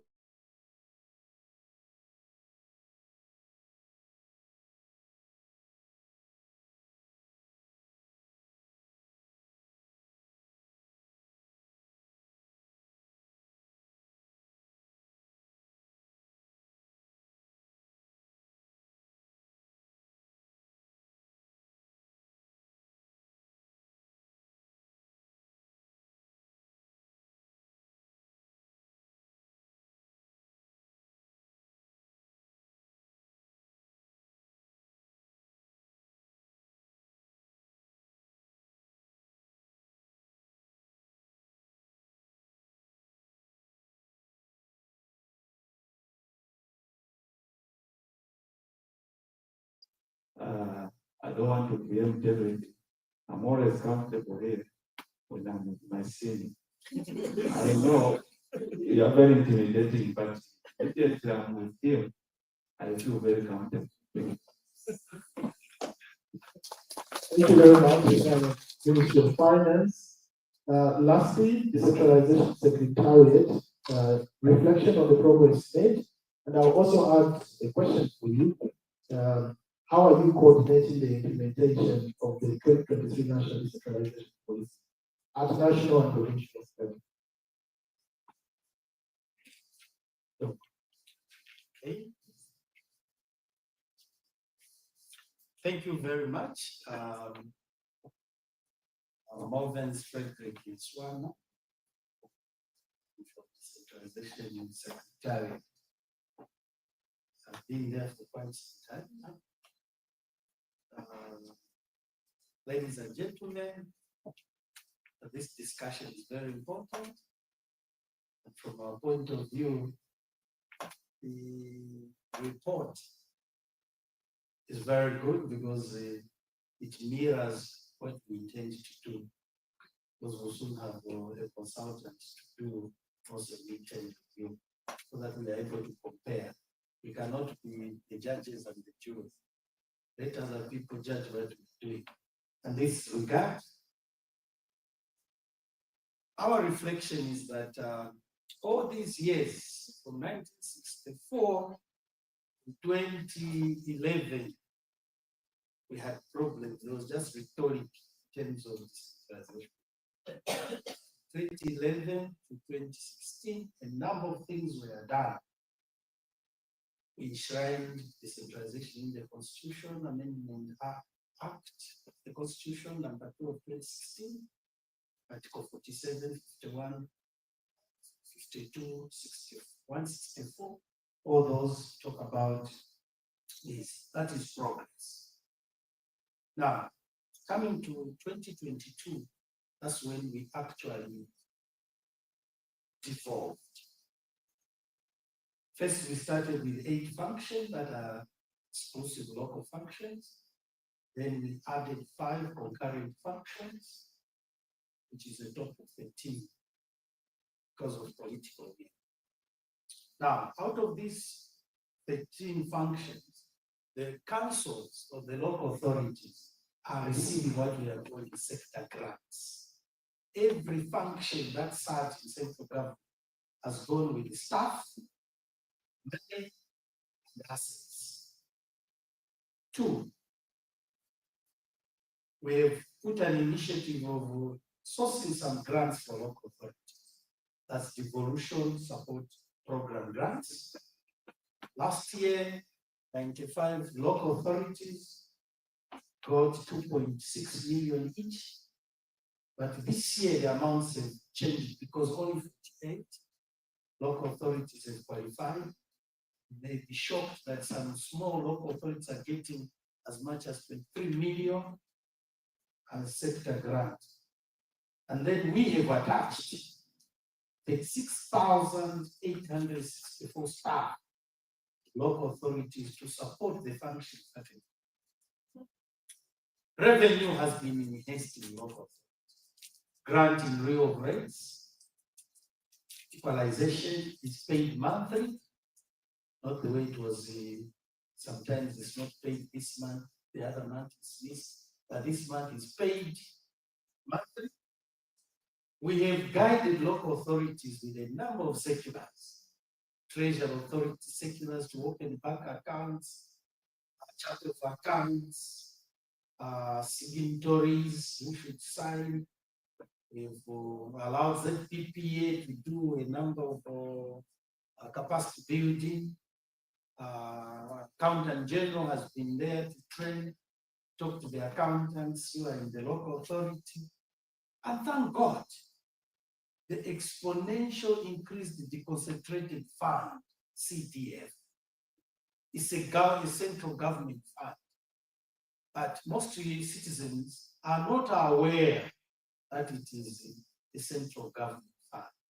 Local authorities are a conduit for the utilization of this money. But the target or the focus is a single entry, which is the WDC. So all local projects, everything from CTF must be done at WDC level. That's 1,585 WDCs countrywide. Those are the ones who start. Now, within this deconcentrated fund, we have seen secondary school bursaries where children are going to school.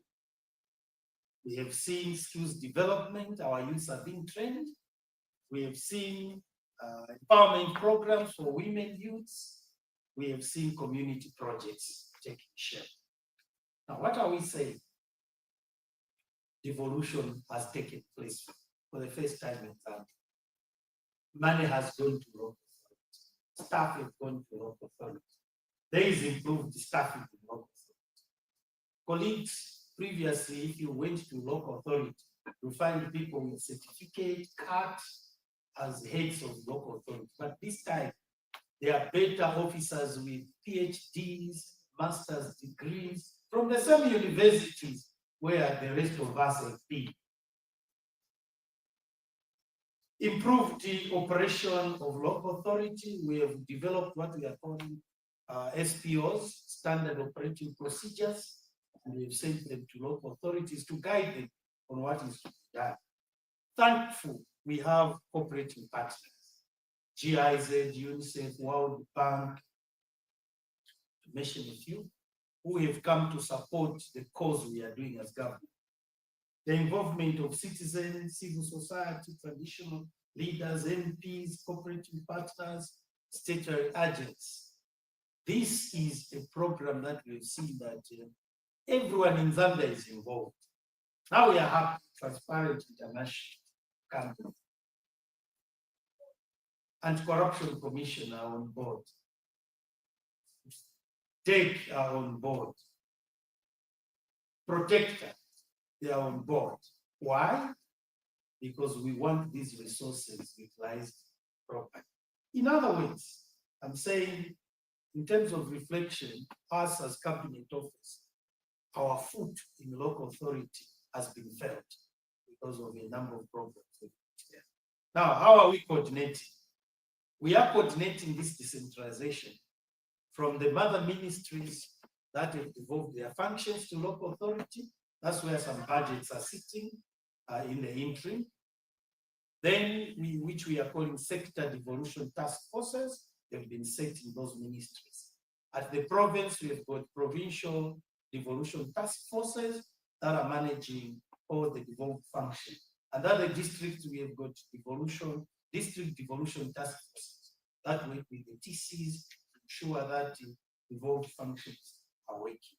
For now, I'll end here. This is how we are moving. Thank you.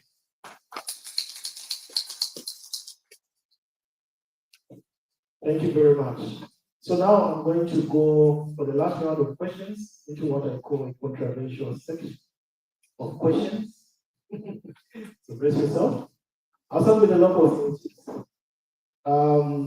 Is there a trade-off between implementing CDF program and delivering public services in terms of local authority core mandate? Has your focus shifted to focusing on the CDF activities, and then you have perhaps not focused on your core mandate in terms of other service delivery issues you should be attending to? Who wants to go first? Yes. Thank you so much for that question. First and foremost, I would say we have not shifted our focus as local authorities from implementing the core mandate of local authorities to CDF. In fact, the coming of CDF is like a complementary fund to the activities and provision of services which local authorities are already doing. To give you an example, as local authorities, one of our core mandates is to maintain roads, create, maintain, rehabilitate roads. Through CDF, we have procured the yellow machines. And these yellow machines that we have procured are not just targeting CDF roads. When you go into a district, you won't see this is a CDF road. It's just roads in the district. We are using this equipment to maintain all the road infrastructure in the district. That is just one of the examples why we are saying CDF is a complementary funding to the already existing funding and the service provisions that the local authorities are doing in the districts. So for me, I think it's in line with what you said. There is no shift. There is no trade-off, simply because we are guided as local authorities that whatever we are implementing in whatever project should be funded by CDF should come from the integrated development plans. That is non-negotiable, And usually when the Auditor General people come, that's the first thing that they ask for. They ask for the IDPs and also check. So the IDPs are the guiding principles for every local authority or district. It guides us on the programs and activities that we need to implement. And these programs, like we said, are coming from the WDCs because of the extensive nature of participatory or stakeholders consultation that we do in developing them. So there is no shift at all because what we are finding now is CDF is just assisting to fund those programs and projects that maybe the past local authorities really failed to implement because of limited resources. And with the coming of the IDP, we know that we are talking about now all the sectors because the IDP is bringing all the ministries, the involved ministries under one umbrella. So there is no shift. Actually, CDF is enhancing, and if CDF is given more capacity is given to the local authorities, will be headed in the right direction. Because in the past, I think, speaking as a planner, once we lack usually when we do these beautiful plans, the strategic plans, is the matching resource to implement. But now CDF has provided us an opportunity for us to execute whatever we have in our IDPs, which are the guiding principles in terms of development and the development framework of each district for a period of 10 years. Yeah, same as Millicent. Not notice any shift in terms of service delivery. Of course, we can say that the CDF was just enhanced service delivery for the local authorities. Like my colleague has mentioned, there is a lot of emphasis on the integrated development planning. If you peruse through the integrated development planning, there is a component called the issue survey. This is just a report that is coming from the community where the community are brought about issues that are actually existing in their lives. We don't have a road, we don't have water, we don't have ABCD. And those are they become projects which are funded by CDS. So indeed, we've had quite a lot of challenges prior to expanding the CDF in terms of resources. But CDF has brought resources on board.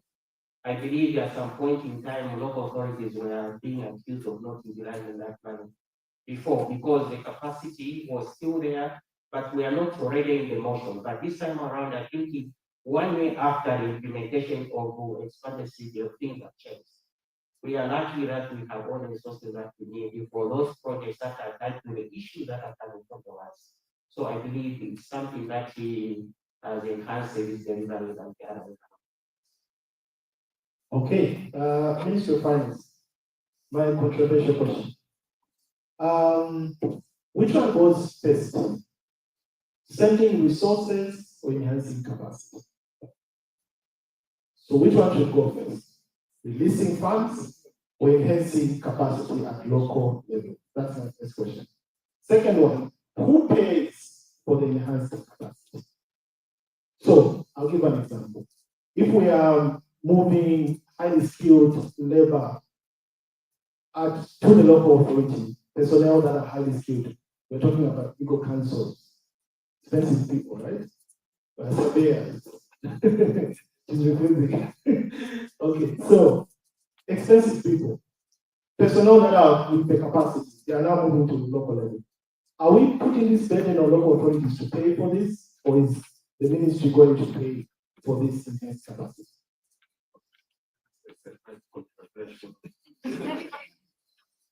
But I'll tackle it in this way. In terms of sending resources, of course, the mandate of Minister of Finance is to ensure that we utilize resources as well as we allocate to various institutions of government, of which local authorities are part of the institutions that allocate resources. In terms of capacity, the capacity, I don't know how you look at it. Is it the human capacity or the number of people who are providing the service? I think that's the question that we discuss. But I think Dr. Swana mentioned that most of these local authorities have in terms of qualifications of people who are holding these positions. I think it's it's not a matter of debate. Most of the people qualified. Maybe the question that we can start debating is the number of people.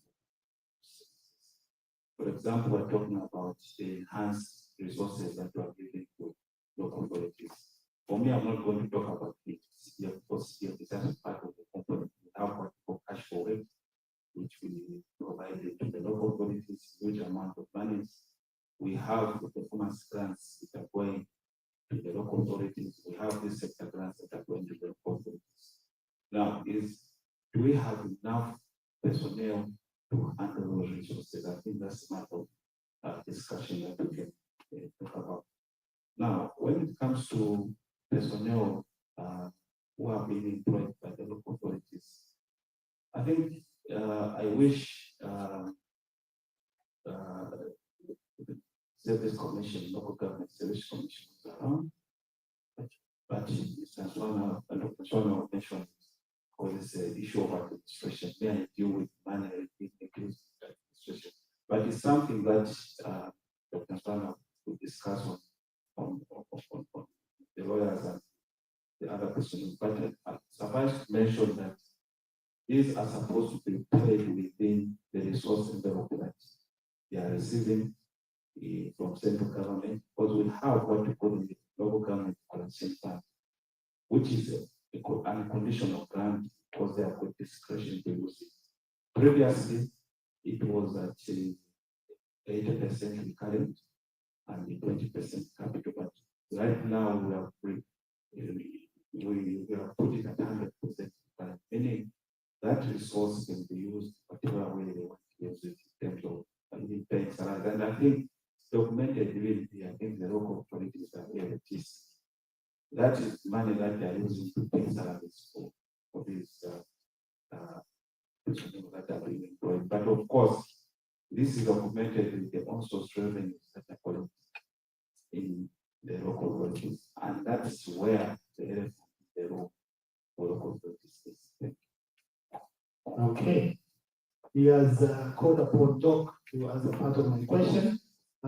Before you proceed, Doc, I have my own question for you, my own controversial question for you.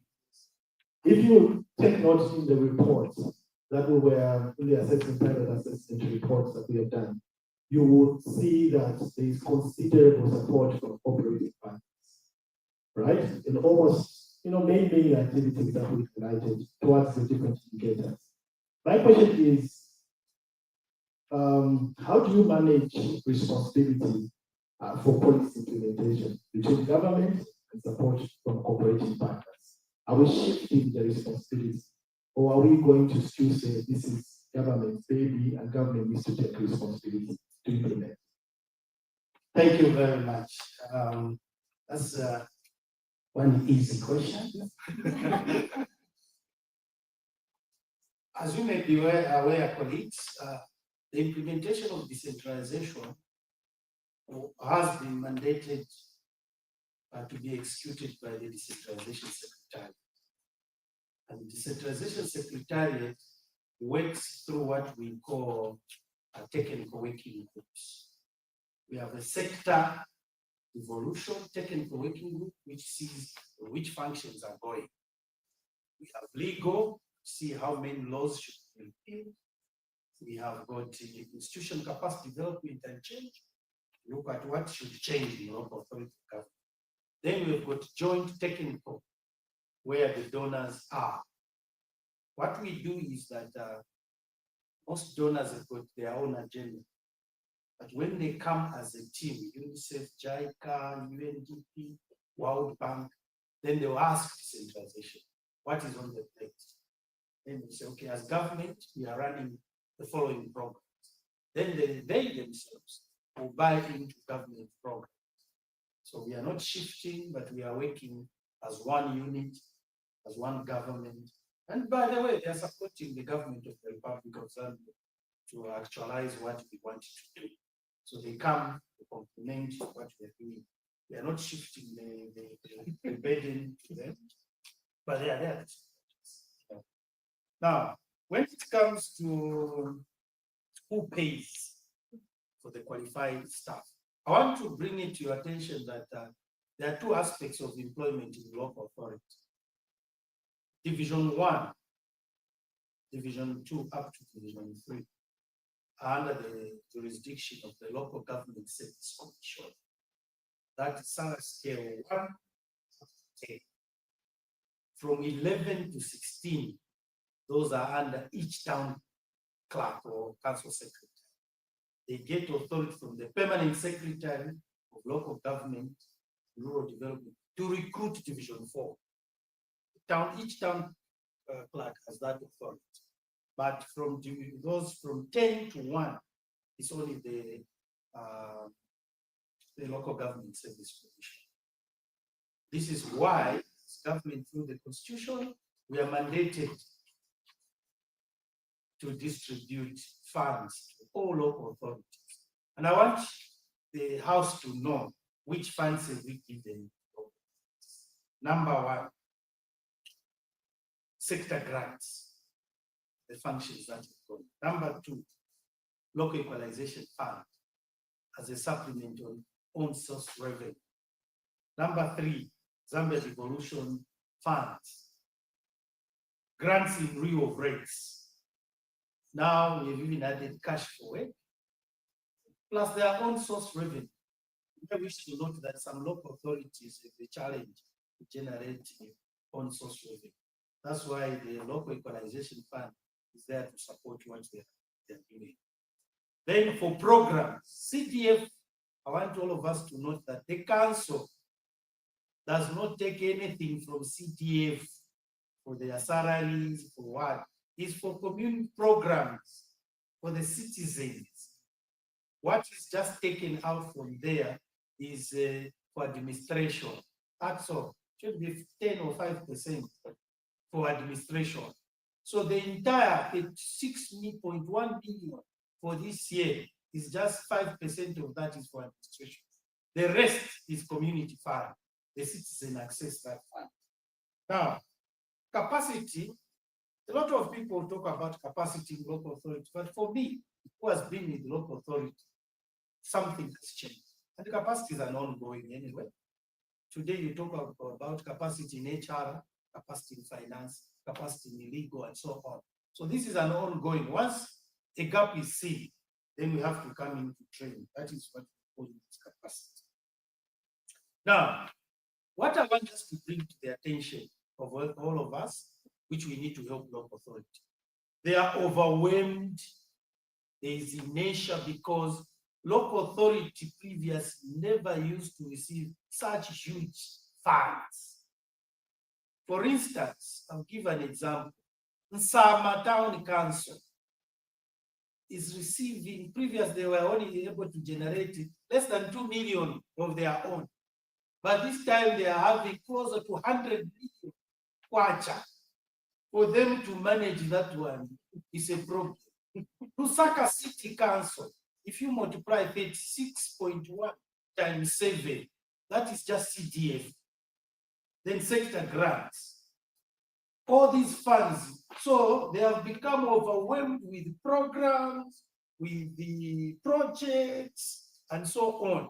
And if you went to the TC's office, you will not find the TC in the office. He's in the field to ensure that the things are running together with these engineers and so on.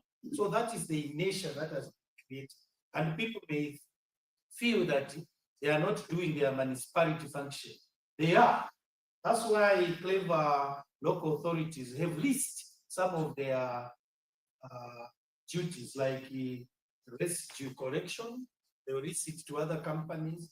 Also street light maintenance, they will list it to other companies, and so on. But small councils are managing all those. That's why you find even our own graveyards are not taken care. They're not slashed and so on. The attention has gone elsewhere, like projects, programs, politicians are on their necks and so on. They have become overwhelmed with this because a politician wants to say something about CDF. And he wants to ensure that the people at the local authority are working in his area to ensure that next time he gets his vote. And that is what is causing the local authority to be overwhelmed.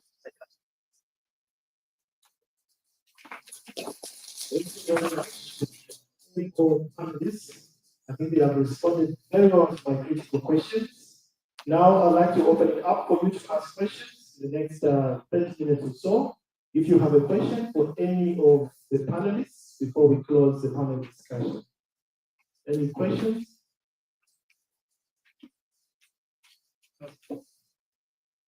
Questions? There are no questions.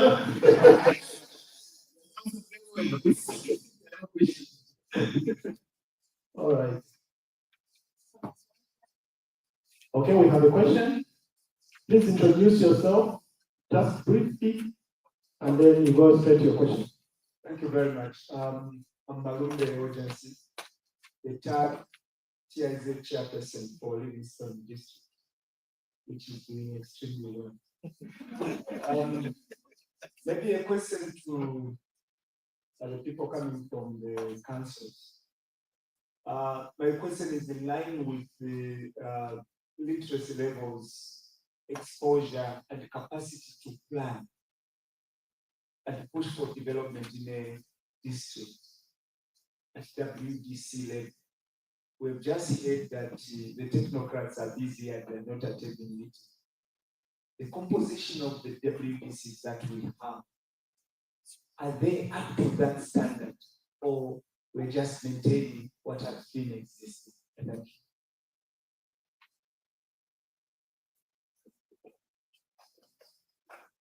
Yes, we'll take 2 more questions. Yes, thank you. I have a question for Dr. Your name and where you're coming from. James Farrell from GIZ. So you Doc is asking for your name to be clear. Pierre Paulo. Yes. So you were talking very well about all the problems with local authorities right now at the end and the fact that they are overwhelmed. What kind of solutions do you see to that? Thank you. Third question for this segment. Any other questions? Okay.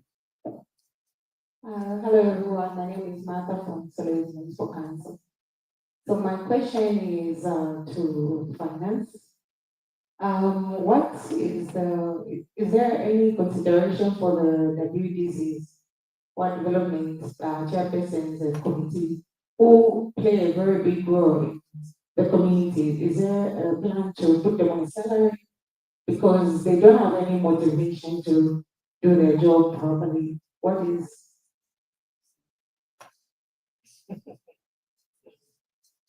There's one other question. Yes, you can take the fourth one. Thank you. Good afternoon. My name is Victor Silvandra from the South Department. My question goes to Mr. The Minister of Finance, in conjunction with the back support from GIZ, of course, back on reforms to decentralize the financial management system, local kind of standardize the stability of budget, the aspect. I'd like to know the progress that you have made trying that this standardized county system, the local authorities. Okay, I think we can pause there for now. We'll start with the first question. I think it was directed to the local authorities. What is your take on the capacity of WTCs? Are they up to standards to address the issues of planning?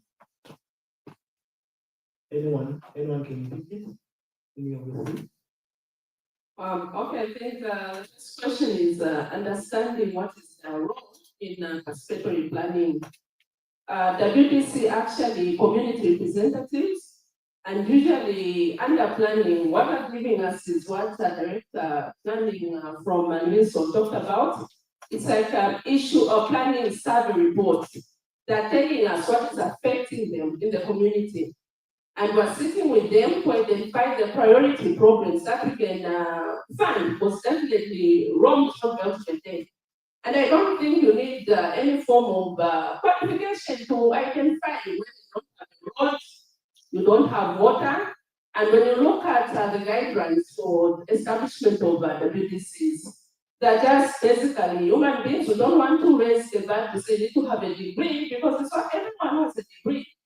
So you don't need any simple form of education to know what is affecting you. So usually the capacities, usually qualification is just grade 9.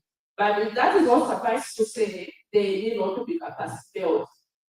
We usually have these interactive meetings, and even when we do the formulation, we teach them about the basic bookkeeping principles, how to do reports, and like our boss from Decentralization Secretariat talk about, I've given us a lot of manuals that we also distribute to WDCs. But like maybe for me, I feel still more can be done in terms of even allocating resources so that we have intensive capacity building programs for them so that they're able to consolidate the programs globally. But the one thing that they give us, and usually they work with the professional planners. So even as they give us whatever issues they have with their name, point of view, the planners will be handed that to consolidate and come up proper with the proper objectives, prioritize the programs and the programs and all the projects. So the capacity to identify problems that are affecting them is there, but I will still feel more, the more can be done in terms of just helping them to do or consolidate the issues in a more professional way. Okay. Under the abuse question, if we all districts according to the provisions of URFP Act, that is Urban and Regional Planning Act, all the districts are running with the integrated development plan, then we expect all the WDCs where the information that is being fed to come up with the IDP is coming from all the wards are supposed to run with the ward development plan, which is not the case. Meaning capacity may be lacking to some extent, but when it comes to the primary thing that are supposed to be in place, I guess everything is in place. Because every committee at the ward development level, they've been assigned an officer who may be planning from Ministry of Education, Livestock, Agriculture, who sits on that committee as a technical officer to help them plan, to help them think through issues and connect to the ideal system as the case may be. And again, as the local authorities and also as provided for by the WDC guidelines, we've assigned also a community development officers. It may not be the case like any other district, but this is what is obtaining in Minnesota. The community development officer who sits in the Department of Directorate of Housing and Social Services. So all these they provide what we're calling the technical support during the meetings. But it's also expected that all the WDCs are supposed to have accounts open for resource mobilization. So they do mobilize the resources, and also there is money that the local authority gives or is supposed to give to every committee, that is the WDC committee, same money for developmental works, minor developmental works. And where will this money go? It has to go into these accounts. For instance, in our case as Livingston, it has been mandatory to say the composition of the WDC has to be intact if the account has to be opened and if this money has to be given. And also, we received instructions also from the central government, that is Ministry of Local Government and Rural Development, that a portion of 5% of administrative fund is supposed to be given to the WDC, where they've got to buy small things like stationery and any other thing that they need to also hold the meetings. Yeah, so there is a lot that is supposed to be put in place. I believe without the one development plan, I wouldn't say there is that capacity. Up until certain time, the WDCs are able to come up with the one development plan. Then we say they've got that capacity, but I don't think there is any single local authority that managed to actually foster the WDCs to go in that direction.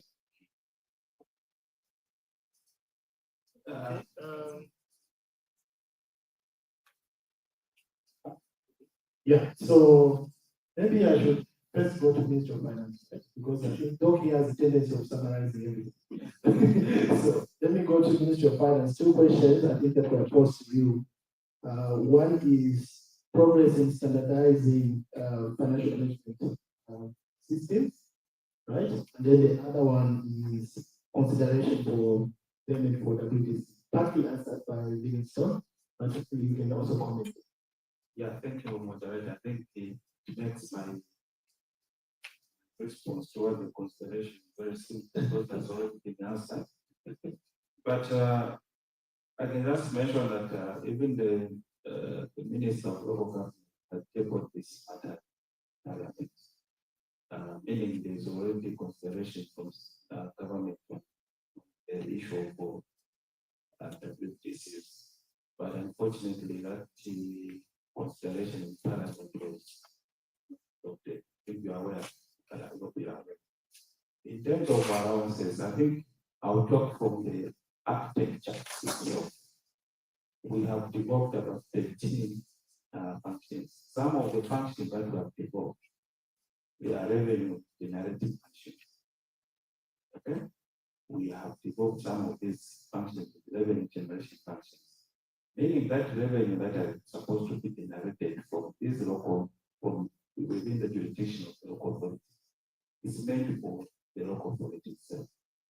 And my brother here has mentioned about the 5% monthly allocation towards the WTCs. That's a potential money that you can use. When you generate it, you allocate it. I hope Suez is doing that. You allocate it to the WTC, that's the money that they can use. He has also mentioned the issue of the 5% from the 5% administration. I hope that is being done by the local authority. What you need to understand is that, yes, the consideration is there, but the resource envelope right now, fiscal space is quite tight, and it's become very difficult for the central government to come in to provide those services. But also, you need to understand the principles of decentralization, that there's a component of autonomy. You don't want also to come in central government to start touching where resources are supposed to go. But there's an act itself, the policy framework, which demands what you're supposed to do as the government of these activities. Coming to the standardized system, which GIZ started, I think that was 2 years or 3 years ago. Yeah, there were some meetings that took place, and I remember attending this meeting. I think there were some questions or queries within the system, which GIZ was developing, of which those queries or questions have not been resolved. So that's the system going. But what we are doing right now, we ensure that we have this standardized system, that through the Zambia Development Support Program under the IPF, we have money, the amount of money that are given to Ministry of Finance to ensure that we have a standardized accounting system. And right now, I think the consultant is engaged and is on the ground to ensure that we have this standardized system. All right, Doc, I know you want to also chip in on the others, but your question is, you raised quite a number of issues that the councils are overwhelmed. What are the solutions? Yeah, thank you very much for that question from Paulo. Government has put in a number of things. One, we've continued the issue of capacity building of heads of department through the fund that my colleague has just mentioned, which were given by G4G. It's a component for capacity building of accountants, procurement, and other people there. Then also we want to bring on board socio-economical planners, because these are the planners that work in the WTC on a daily basis, so that they enhance that plan. We have developed a framework we are calling the Zambia Public Service change management framework, which is this book. So you can, those with smartphones, you can go on www.cabinetoffice.gov.zm. You click there, on our page, you find a blue button. When you click there, you find all the books. They are there, including a self-assessment test. What is it for? It is there to help the change of mind of our employee in the public service. This is one of it. As well, it will soon be rolled out to all government institutions. Currently, there are 18 institutions where we are undertaking this. So the other one that we have put in place to ensure that adherence on government policy coordination and also generation of own source revenue, we have put in place what we are calling the council secretaries and TC social performance contract. So the local government service commission, is it quarterly or end of the year? They come to assess the town tax to see how much money have they raised. For instance, maybe this year we are given a 10% increase in revenue, so that if they don't manage, then the disciplinary action are taken. So because of these three measures, we have seen improvement in the operation of the local authority and also paying attention to contact areas, contact programs. So we have not sat down, Mr. Paulo, but we are putting in measures to try and ensure that they don't look like they are totally overwhelmed and cannot do it, but we are there to guide and so on. Now, just to wrap on what my colleague said, the WTCs, their incentives are already in the Local Government Act. There is a 5% which is supposed to be. Every local authority, when they generate their local revenue, they are supposed to deduct 5% of whatever they collect per quarter, and that should be shared among the WTC. Sometimes there is also a provision. If a local authority has no presence in an area, but a WTC is collecting revenue from that area, that WTC is entitled to 30% of that revenue they collect. So which some local authorities are not here. So I have examples like Siavonga, Chilanga, they're doing very well with that.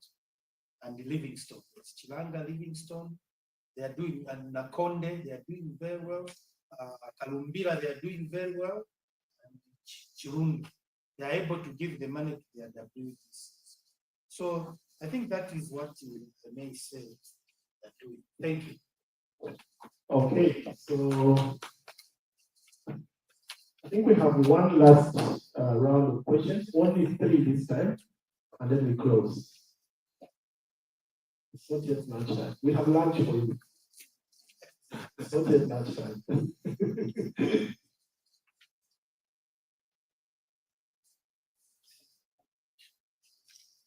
I'll take 3 questions, your name and your question. Okay, thank you so much. I'm Daniel Alewaila from Public Service and Education. My question is about goes to the local authorities. We have been developing programs for local government staff under Chalibana Institute. You'll be talking about capacity or lack of it. To what extent are the councils using the training institute to develop the capacities of local authorities? Thank you. Okay, next question.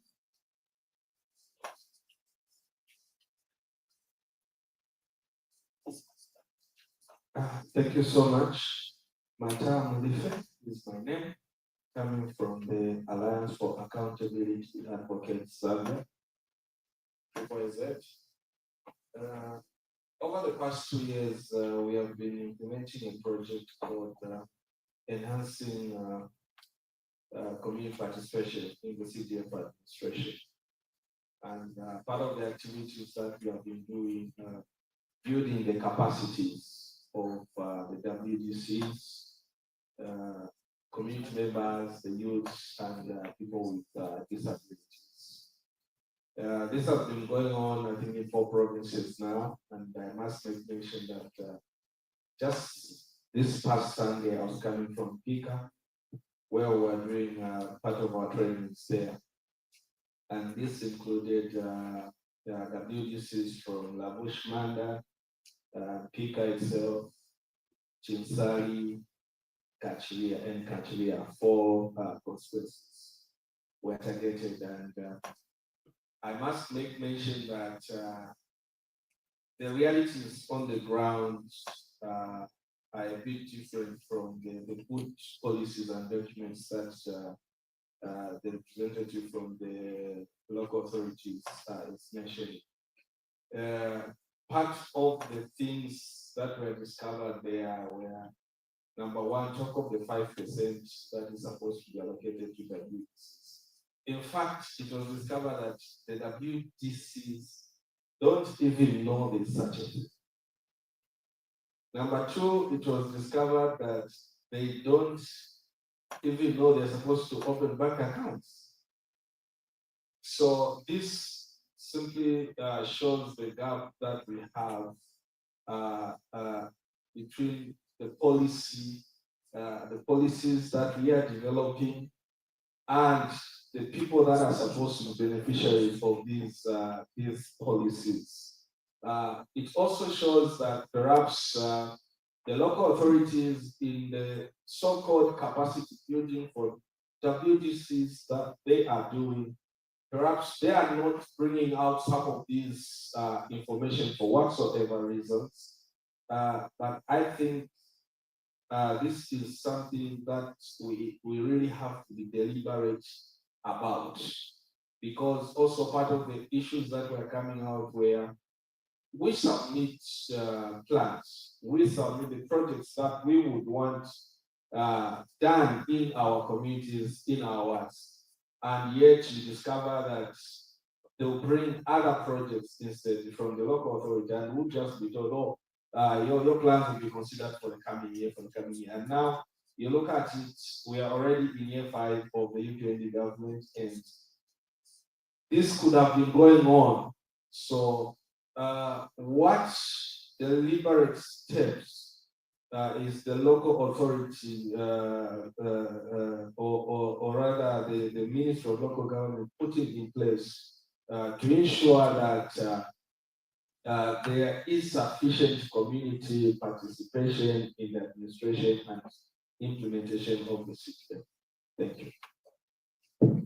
Okay, that was a question, a speech, and then a question. Okay, last one.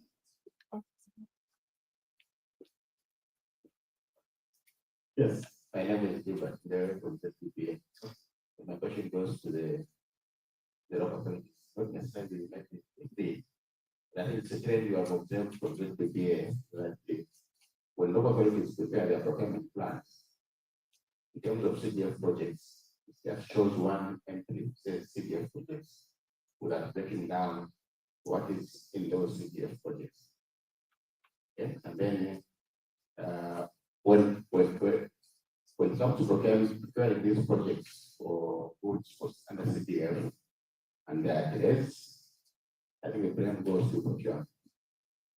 So the procurement cannot procure if you don't tell them what is supposed to be procured, and cannot determine the procurement plan. So I just want to get the application for the authorities. What does it mean, the challenge or the challenges in preparing procurement plans for city of goods? Okay, so we'll close it there. And as they respond to this question, I'll also ask them to give their closing remarks. Your closing remarks answering the question, what are your recommendations for improving progress and effective implementation of the 2023 National Decentralization Policy? So what are your recommendations to improve progress? That will be your closing remark. But first, you can respond to the questions. I will remind you, I think The first question was to the Decentralization Secretary. Maybe let me thank you because this man likes to conclude very well. So he's going to respond last. So I'll start with the councils. Procurement plans for the local authorities. Breakdown to clarify what is contained in CDF project. The local authorities can start to respond to this. What are the challenges with developing procurement plans? Any? I think I'll talk about the context of Gondola. I don't know whether it's the context everywhere.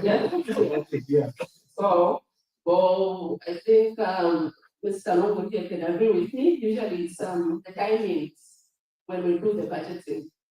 Because usually the budgeting, like for the next financial year, we do it earlier than when we receive approvals for CDF projects. Because for CDF projects, we don't have like, it's every year that we receive submissions, and yes, of course, from my name with the IDP submissions, but these processes of the CDF committee will sit, they take comments from local government for approval, then later on the approvals come, and this when we know the projects that we're implementing in the particular financial year. But usually what happens is that the budgets are done by the end of December. We need to be done with the financial, next year's financial budget. So usually what we do is we just put CDF projects, but there's no harm, I think, since it's observation, after approval of budgets, we can still sit and amend the program. So maybe it's just the laxity from local authority to, after approval from Minister of Local Government, to sit down now and indicate the actual projects, but the challenge has been preparation, the timings, when we do our budgets and when we receive approvals for CDF projects to be implemented by the Minister of Local Government. Okay, what are your recommendations for improving implementation for decentralization? So for me, money is never enough.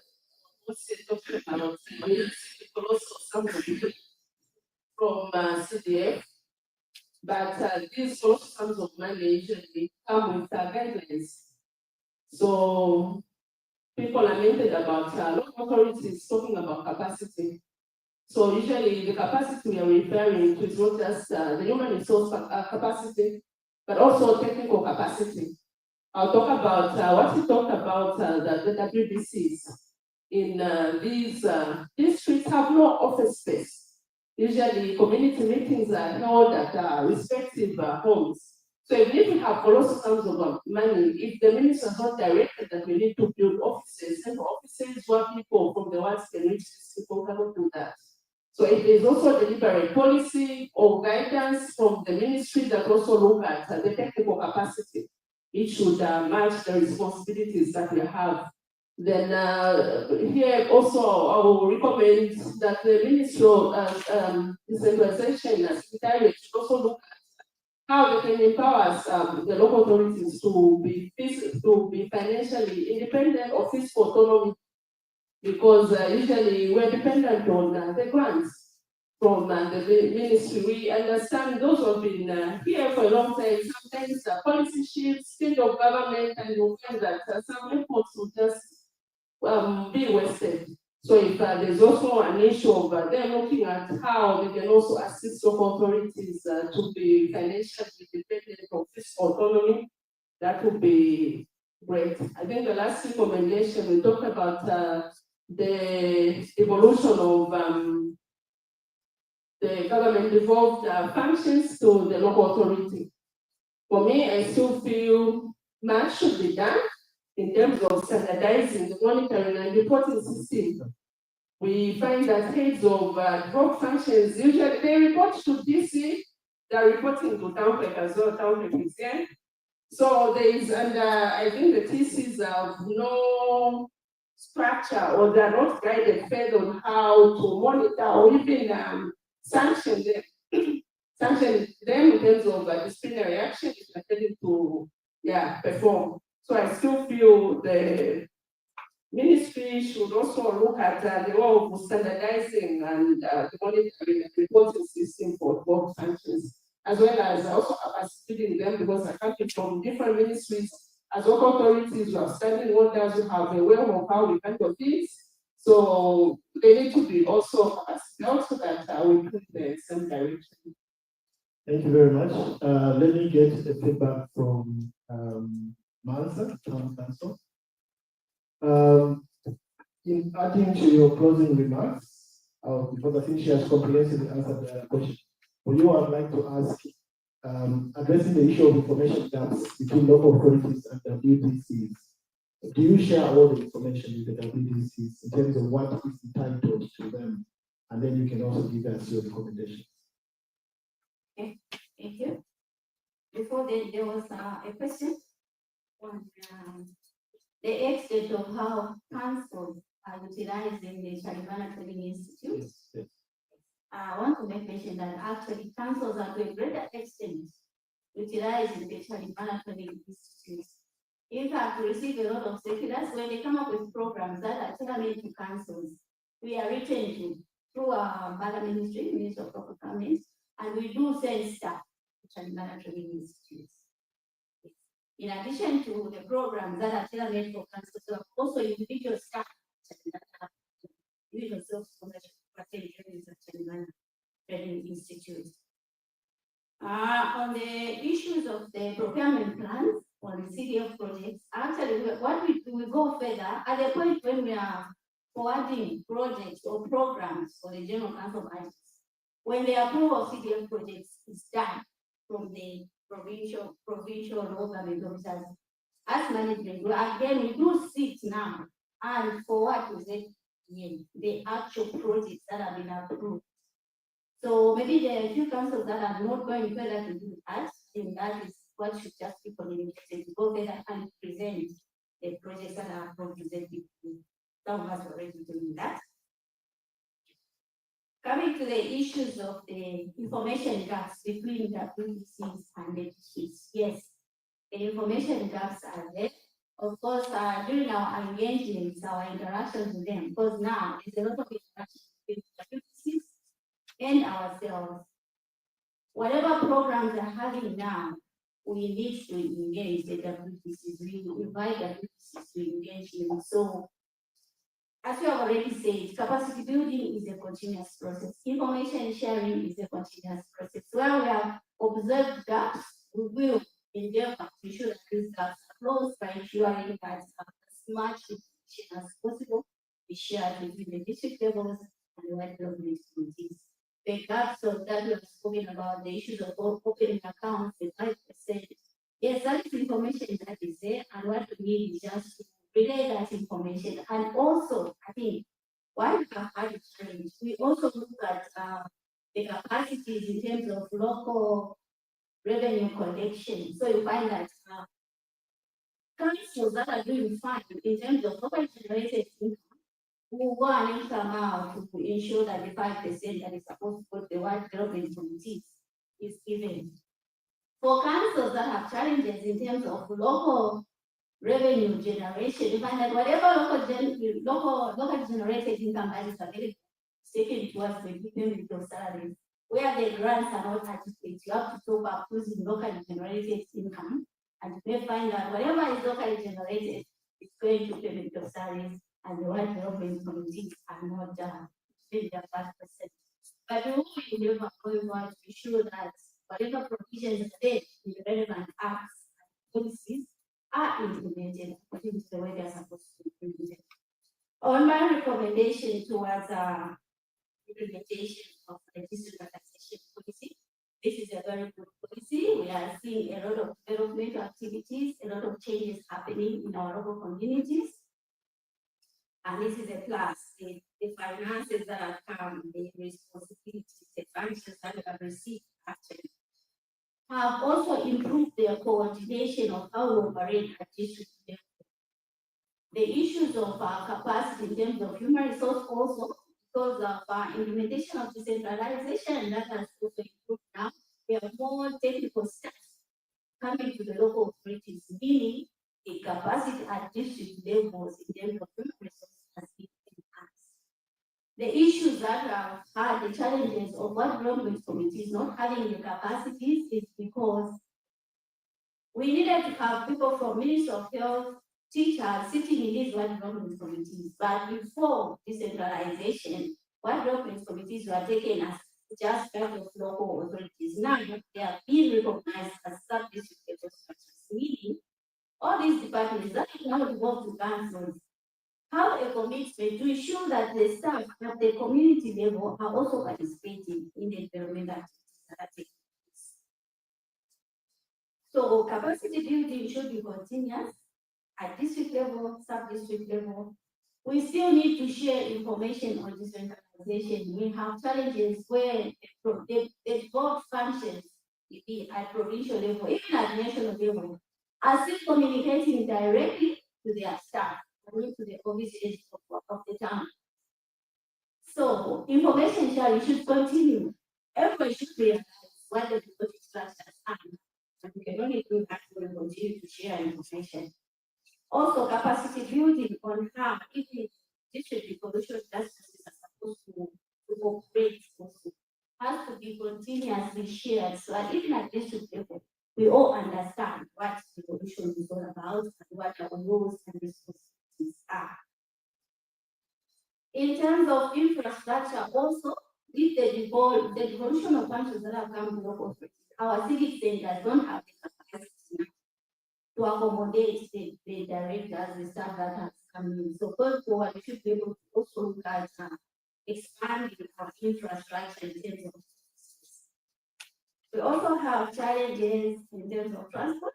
I know the functions that have evolved have also come with challenges, especially with transport. For us to operate effectively, for us to effectively deliver on services, we need to be mobile.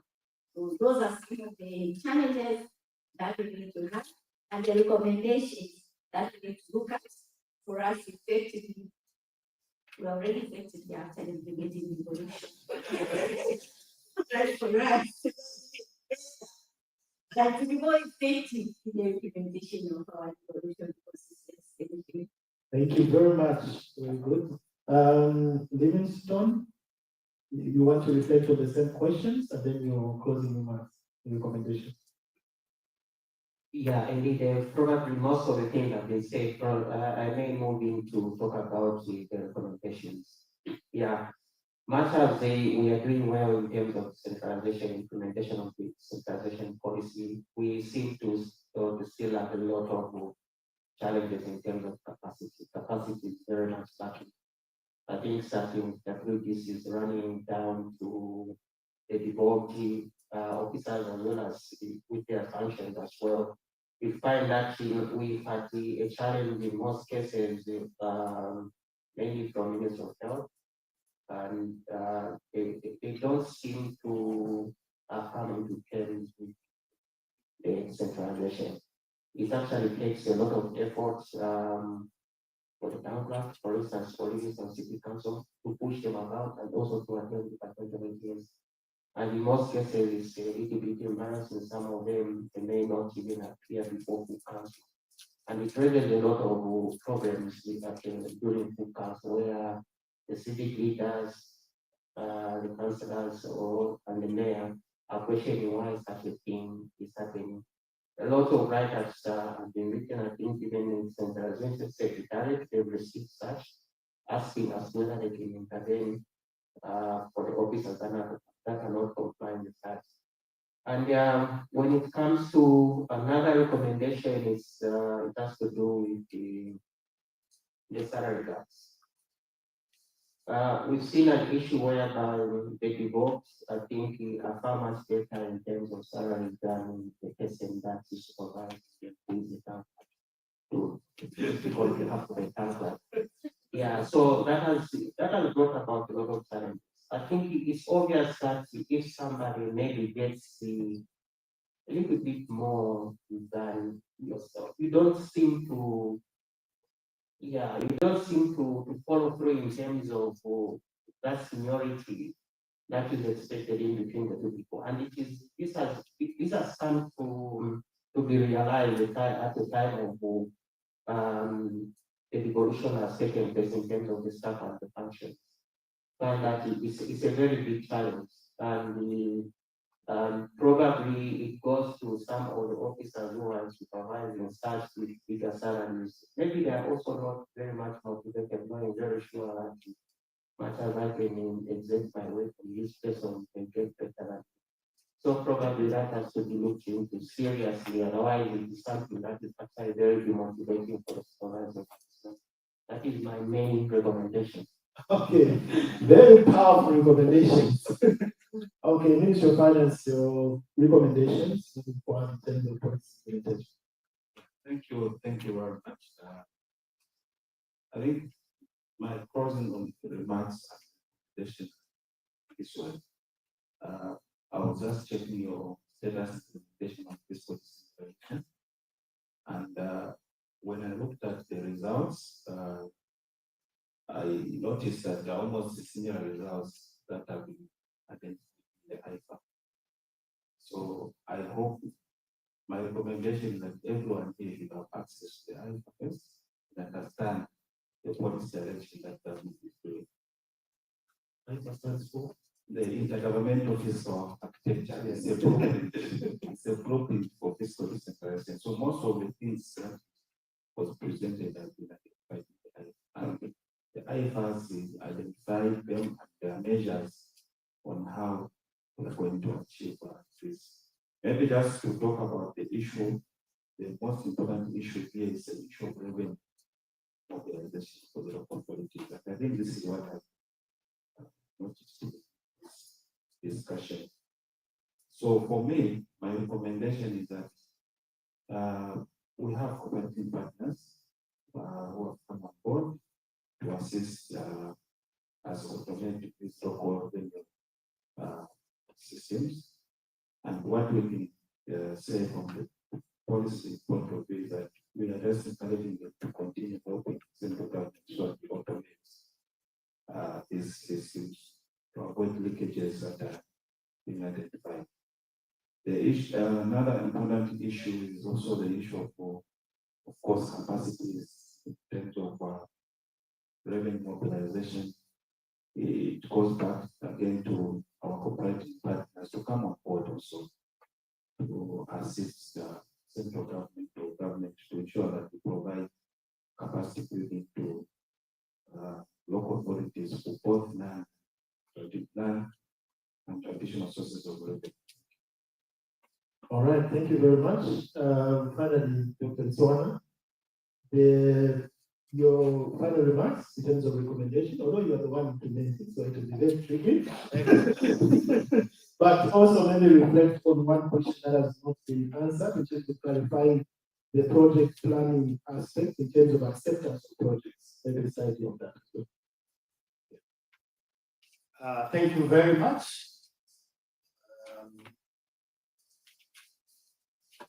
Yes, as government, we have two forms of projects that we give the communities. One is induced.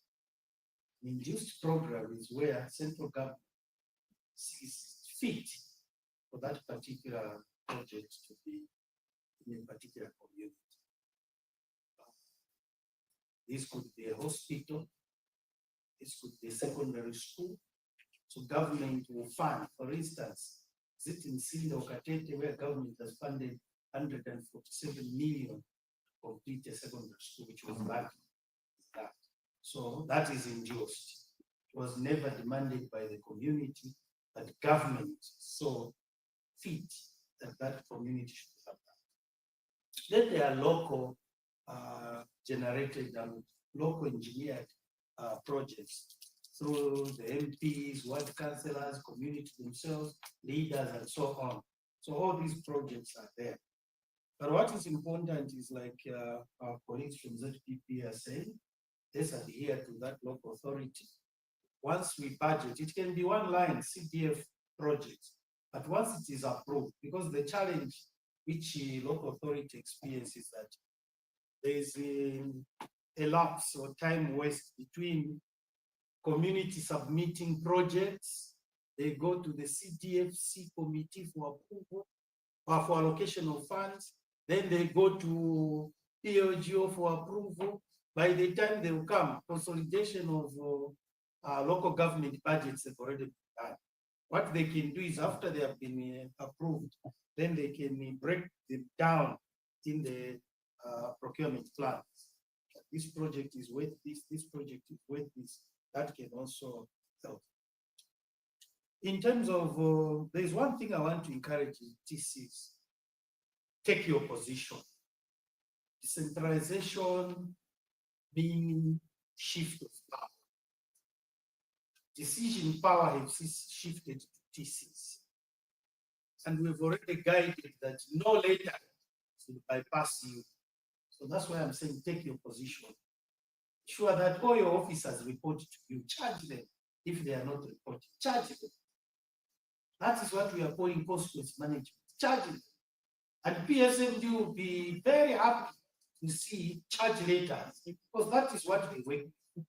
If an officer is not coming for meeting, first warning, second warning, charge letter, written warning, final warning, charge letter, and they should exculpate why they are not attending. Because that is evidence. But if you say they are not attending, they are not, but there is no evidence, they will deny. But you need to do all those things, charge them. We are encouraging you to charge them. And all the correspondences must pass through your office.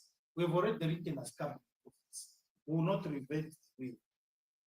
In terms of salary gaps, we did, together with PSMG and the Commission, we did a salary harmonization. The wage bill was very big. And looking at the debt, colleagues who are seated here, the debt is big. The Zambian debt is big. Domestic debt is big, huge. So we decided to go a different way. We are ranking the local authorities. And those ranks will have different salary scale depending on the council, so that it motivates the TCs that are going to there. This afternoon, we are completing validating Lusaka City with its mini councils. There's a Lusaka City and 7 mini councils. So all that is a way to try and motivate the officers. Municipality has already been done. Town council has already been done. The TC or the council secretary in a town council will not get the same salary with someone in a municipality. They are totally different. That's a way to motivate the parent because we don't have funds as government to spend on trying to. But what is important also is that government is watching, government has taken note because there is a monument commission which determines these salaries. That information has already been communicated, monument commission, to try and see how to help local authorities. Not themselves are TCs, the mayors, and the councillors. As you may be aware, councillors were only given sitting allowance. But today, in 2021, we gave them 3,000. There was a lot of noise. It has been increased to 6,000. Is that so? Yes, it's 6,000 now. But the mayor is drawing a salary, or council chairperson draws a salary, but it's the councillor. So all these are new changes that have been done to try and improve governance in the nation. My recommendation, as government will continue with the issues of oversight role, our presence in local authority should be felt. The presence of Auditor General should be felt. TCs that will not adhere must appear before PAC. That is our policy. Transparent leadership. We want leadership. Continuous learning and capacity building. And also, I want to encourage local authority. Let's work hard when we have got sustained political will. Today, there's political will where we have allowed central funds to go to local authority. Tomorrow, there will be a different political will. Money will go back to central. My encouragement is, can we sustain our budgets? Can we sustain our business in the local authorities? That is what I will encourage you. For those with yellow machines, then we look at sinking fund for those yellow machines. Because sustenance of those yellow machines will be a problem in the future. Let's look for sinking fund for those yellow machines. I think from Cabinet Office, I think that's what I've said. More functions are coming, more money is coming. The question that begs to be answered is that even the House here should ask, where are we getting the money that is going to the local authority for CDF? That money is coming from many ministries. Hello? We are slashing from ministries and it is going to local authorities. It therefore means that other employees who are in ministries are now having no funds because most of their funds have gone. So this time when funds are going to local authority, let local authority work hard. Because there will be a point when the ministry will say, we've given enough. The money will stop flowing. I thank you. I actually think that is a concluding remarks. I don't think I can do any better than talk in terms of summarizing the issue here. So I'd like to thank my panelists for their able, the able way they have been able to present themselves. Let's clap for them one more time. Thank you very much for the invitation to Transparency International Zambia to appear on this panel discussion. I now hand over to Chilandu for the next segment. Thank you very much.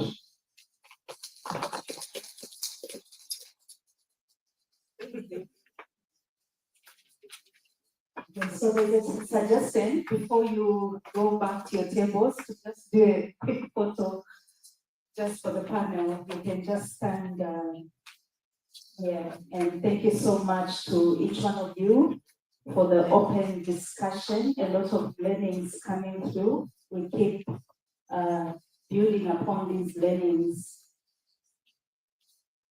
to do better. Yeah.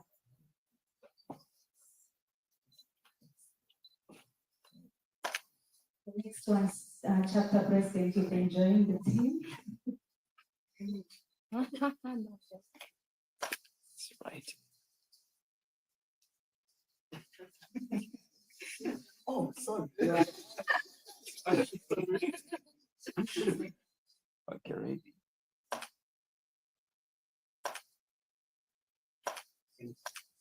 Thank you so much. At this point, I will call a board member from Transparency International Zambia to just give us closing remarks for this wonderful discussion that we had this morning. Mrs. Janet Mugandoma.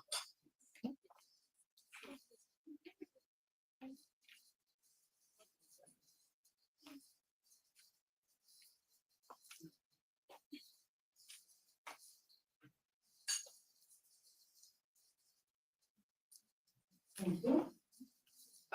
Writing on the protocol was already observed, and on behalf of Transparency International Zambia, allow me to sincerely thank all of you for taking time to be part of this important event.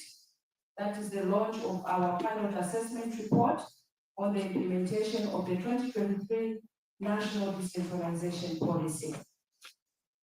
Your presence here today affirms the shared belief that decentralization, when well implemented, has the power to bring government closer to the grassroots, to improve service delivery, and to ensure more transparent and accountable management of public resources. We are encouraged by the progress highlighted in the report, especially in the area of decentralized governance, but we are equally mindful of the challenges that persist, especially around physical decentralization, policy coordination, and institutional clarity. We hope this report will serve as a useful tool for dialogue, for learning, and improved implementation across all levels of government. We thank the Ministry of Local Government, Rural Development, the Decentralization Secretariat, and all the district authorities who participated in the study. We are especially grateful to our partners and data collectors in the 10 districts whose efforts made this assessment possible. As Transparency International Zambia, we remain committed to supporting evidence-based policy and citizen participation and stronger public resource management for a more transparent, inclusive, and accountable Zambia. We look forward to more of this engagement going forward, and also to a more support from our cooperating partners. I thank you.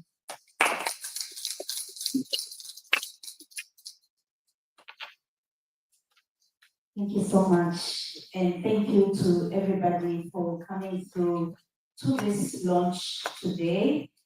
This marks our end, the end of the launch program that we had this morning. We can proceed to have our lunch. Please do join us for lunch. It is set in the main hall. My colleague, Mr. Mutende, shall lead us to the restaurant. Then for the officials that traveled all the way from the other districts, please remain behind and see us from this table. Thank you so much.